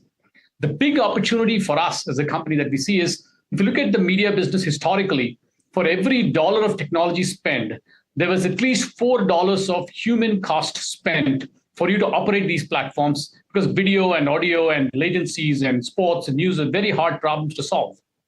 What we see with AI is a genuine opportunity to change the game by actually bringing in autonomous agentic infrastructure on top of the platforms that we built. And that's the huge opportunity that we're really going after today. So we are really, really bullish on AI. Right. And Bhaskar, apart from that, AI investments, I see you have cash on the books as well. And of course, IPO is done now. You are a listed player. AI investment plans, have you, earmarked anything for 2026? We have already been investing. And if you look at it, again, we don't capitalize any of our software. So in spite of the EBITDA that you see, we are continuing to invest heavily. And a lot of our investments are today going into AI investments as a company that we move forward, right? So we are very comfortable with the investments we're making. In addition to the street guidance and expectations we're providing, we're kind of managing both together right now. So we're extremely positive about the overall AI change and we're comfortable with the investments we're making as of today. The adjusted EBITDA margins, I looked up, it's 14.3%. And in the con call, it was stated that 2/3 of your costs are actually fixed. That means there is a big upside potential for the revenue as well. So could you give me some margin or margin guidance and even the revenue guidance, any kind of ballpark figure for both of these elements? Even if it's adjusted, it's fine. No, I may not be able to give you exact numbers from a call standpoint, given its future looking to some extent. But what you're seeing is a clear path and a track record that you would see. And again, not just one quarter, but if you look at it in the last 3 years and what we kind of announced and what we've seen, you will see the operating leverage playing out. And that's just the nature of the business. It's nothing to do with the Amagi per se. The nature of the business lends itself to a fixed cost structure, which can actually be able to repeatably provide more and more productivity gains. And that's the reason, if you look at it, the cost, our indirect cost as a percentage of revenue continues to come down, and that flows through to the EBITDA directly for you. And that's going to be the future as well. And we don't see any major surprises or challenges on that directional front. And interestingly, a lot of business cases come in is that traditional media networks are there and they move on to the streaming. How is this process like? Just to give in a business flow, in short, if you could just explain us, because there is an advertising flywheel element as well. So if you could just give us that entire flow, and how does the company have a moat against peers? Could you just explain it to our viewers? Okay. If you look at it, our customers are anybody who creates content. So content creators, starting from the largest TV channels or OTT operators, to people who are coming out of YouTube and wanting to create their own content and build a media company for themselves. So that's the spread of people that we work with today. And you see on the screen, we take it a DAZN or a Vizio or a Roku, all are large media companies today that are actually trying to really build things. What Amagi does first is what we call as a modernization journey. If you're a traditional TV network and wanting to be in the streaming world, we enable these companies to change all their media operations to cloud first. Essentially, today, they run on a lot of hardware, satellites, OB-vans. You've seen all of this from a television standpoint. We think this infrastructure will go away, and all of this will become software running on the cloud. That's the first part of the journey for any traditional media player. Once you do that, you want to be really building a streaming platform for yourself and also distribute content through streaming and OTT operations for everybody in the world. So we enable our customers to take their content globally. What we call as omni-channel distribution. Exactly like retail, we enable these people to take their content across the globe and sell it to every distributor that's available. That's the second part of the stuff that we do for them. Once they do that, they would like to monetize that through advertising our subscription and get the money back and the analytics of what's happening on the field. We provide them a capability to do that.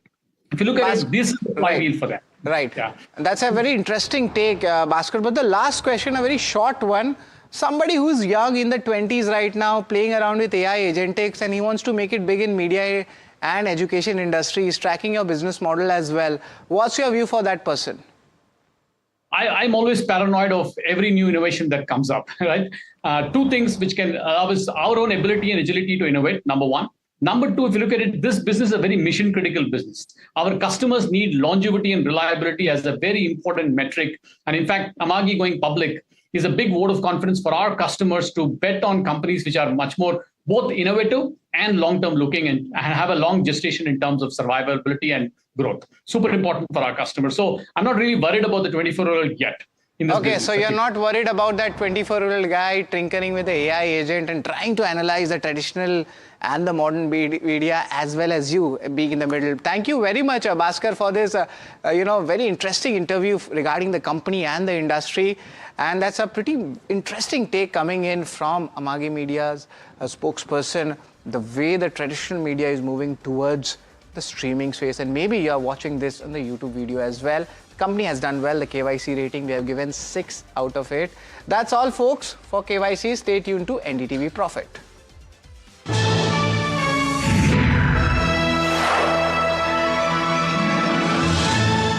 Nitesh Srivastava ji सिर्फ 35 साल की उम्र में अचानक एक बीमारी से चले गए। उनकी टर्म लाइफ इंश्योरेंस के पैसे बच्चों की पढ़ाई और घर खर्च में काम आ सकते हैं। पॉलिसी बाजार ने क्लेम के वक्त फैमिली का पूरा साथ दिया। पॉलिसी बाजार पे 2 करोड़ का टर्म लाइफ इंश्योरेंस सिर्फ 700 रुपए महीने से शुरू। They don't just build teams, they build cultures, spark ideas, shape what work looks like. NDTV in association with Futures presents HR Excellence Awards, celebrating the minds rewriting the rules of the workplace. If your organization is pushing boundaries, putting people first, and turning purpose into performance, this is your stage. Entries are now open. Step forward, stand out, lead the future of work. अब आ गया new YONO जो देगा power to bank in English, Punjabi, Marathi, Odia, Bangla, Malayalam, Tamil, Gujarati, Hindi, multiple languages में मिलेगा banking करने का power. New YONO देगा power to every Indian. Brought to you by SBI, the banker to every Indian. Hello motto.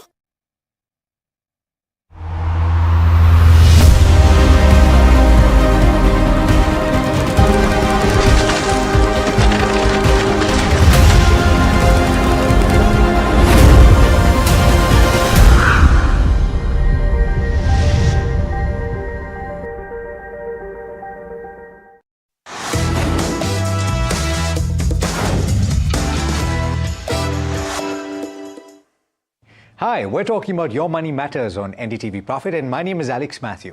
In the run-up to International Women's Day, we're having conversations about how women manage money, yes, both for themselves and for other people. And some of the conversations I think we've already had on this platform have been quite interesting.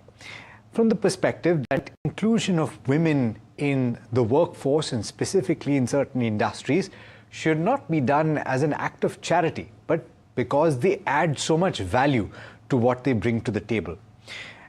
To that end, we're having a conversation today about the top fund managers in the mutual fund industry who are women, what their body of work is, and what their track record is.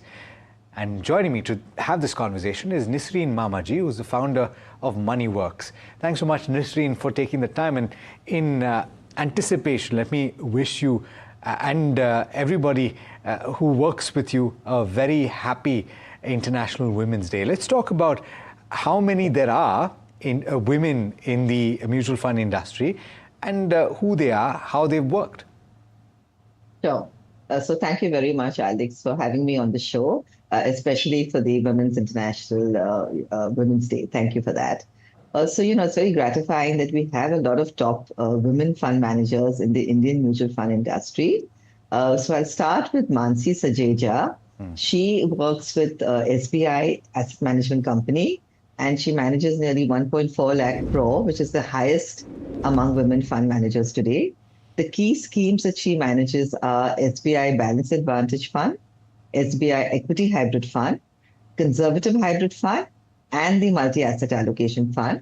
So typically, she's an expert in the in the hybrid and the multi-asset space. Now, her style is very asset allocation driven. She's very good at balancing risk management, and she can take tactical shifts with equity and debt very efficiently.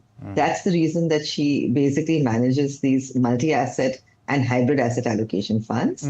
And she's known for a very strong risk-adjusted return in hybrid funds, as well as focus on stable compounding and protecting the downside.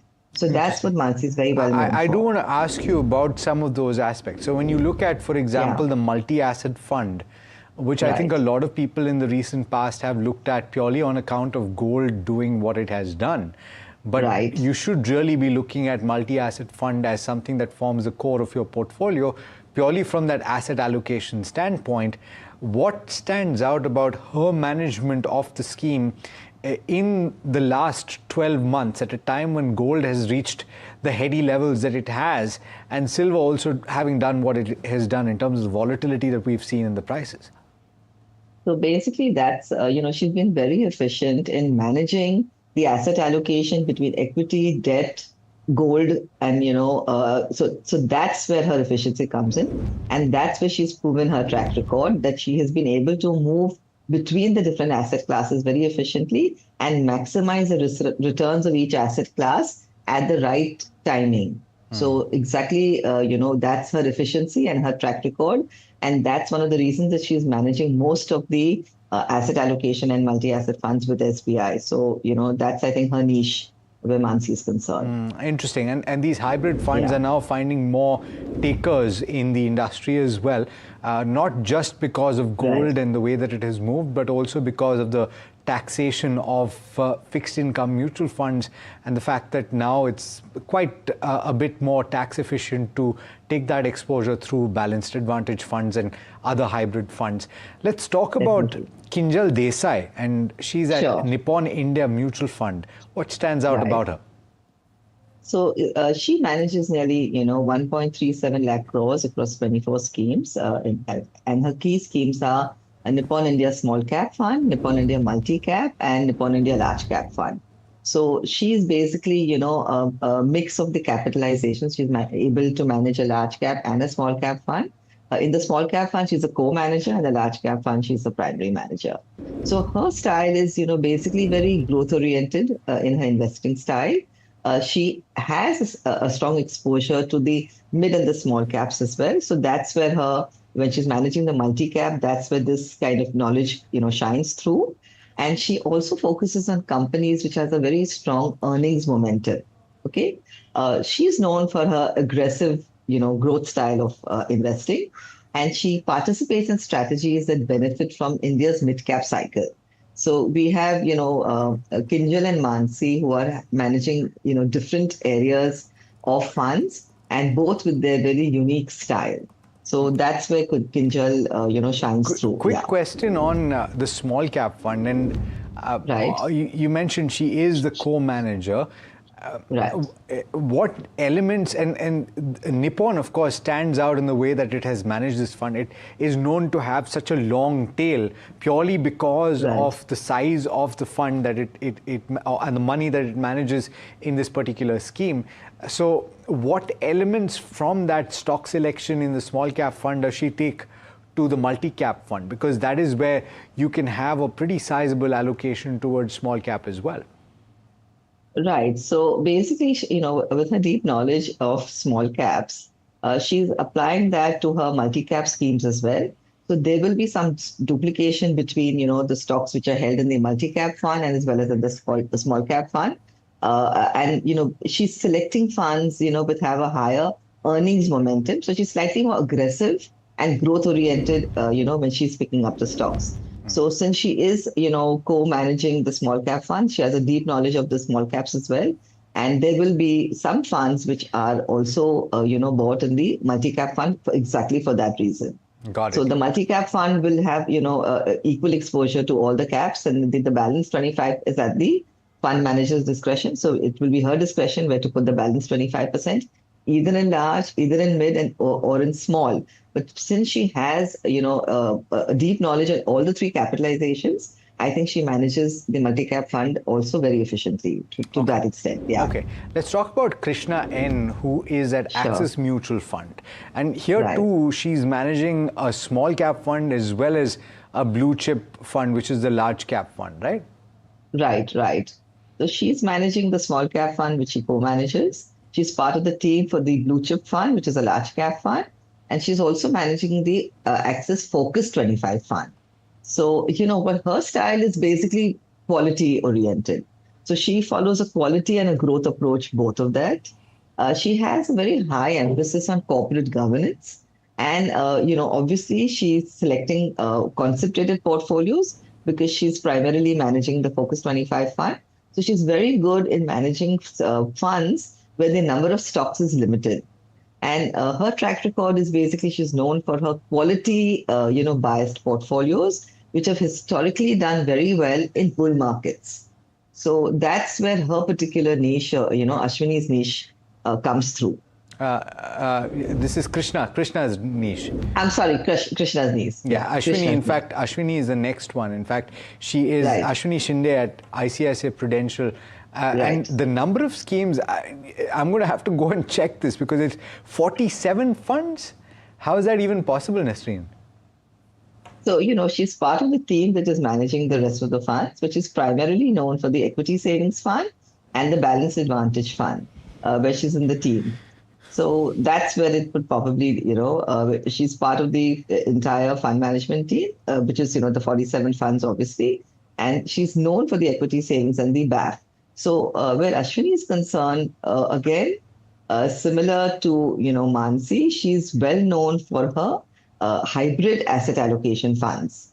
So I think that's where she's shining through.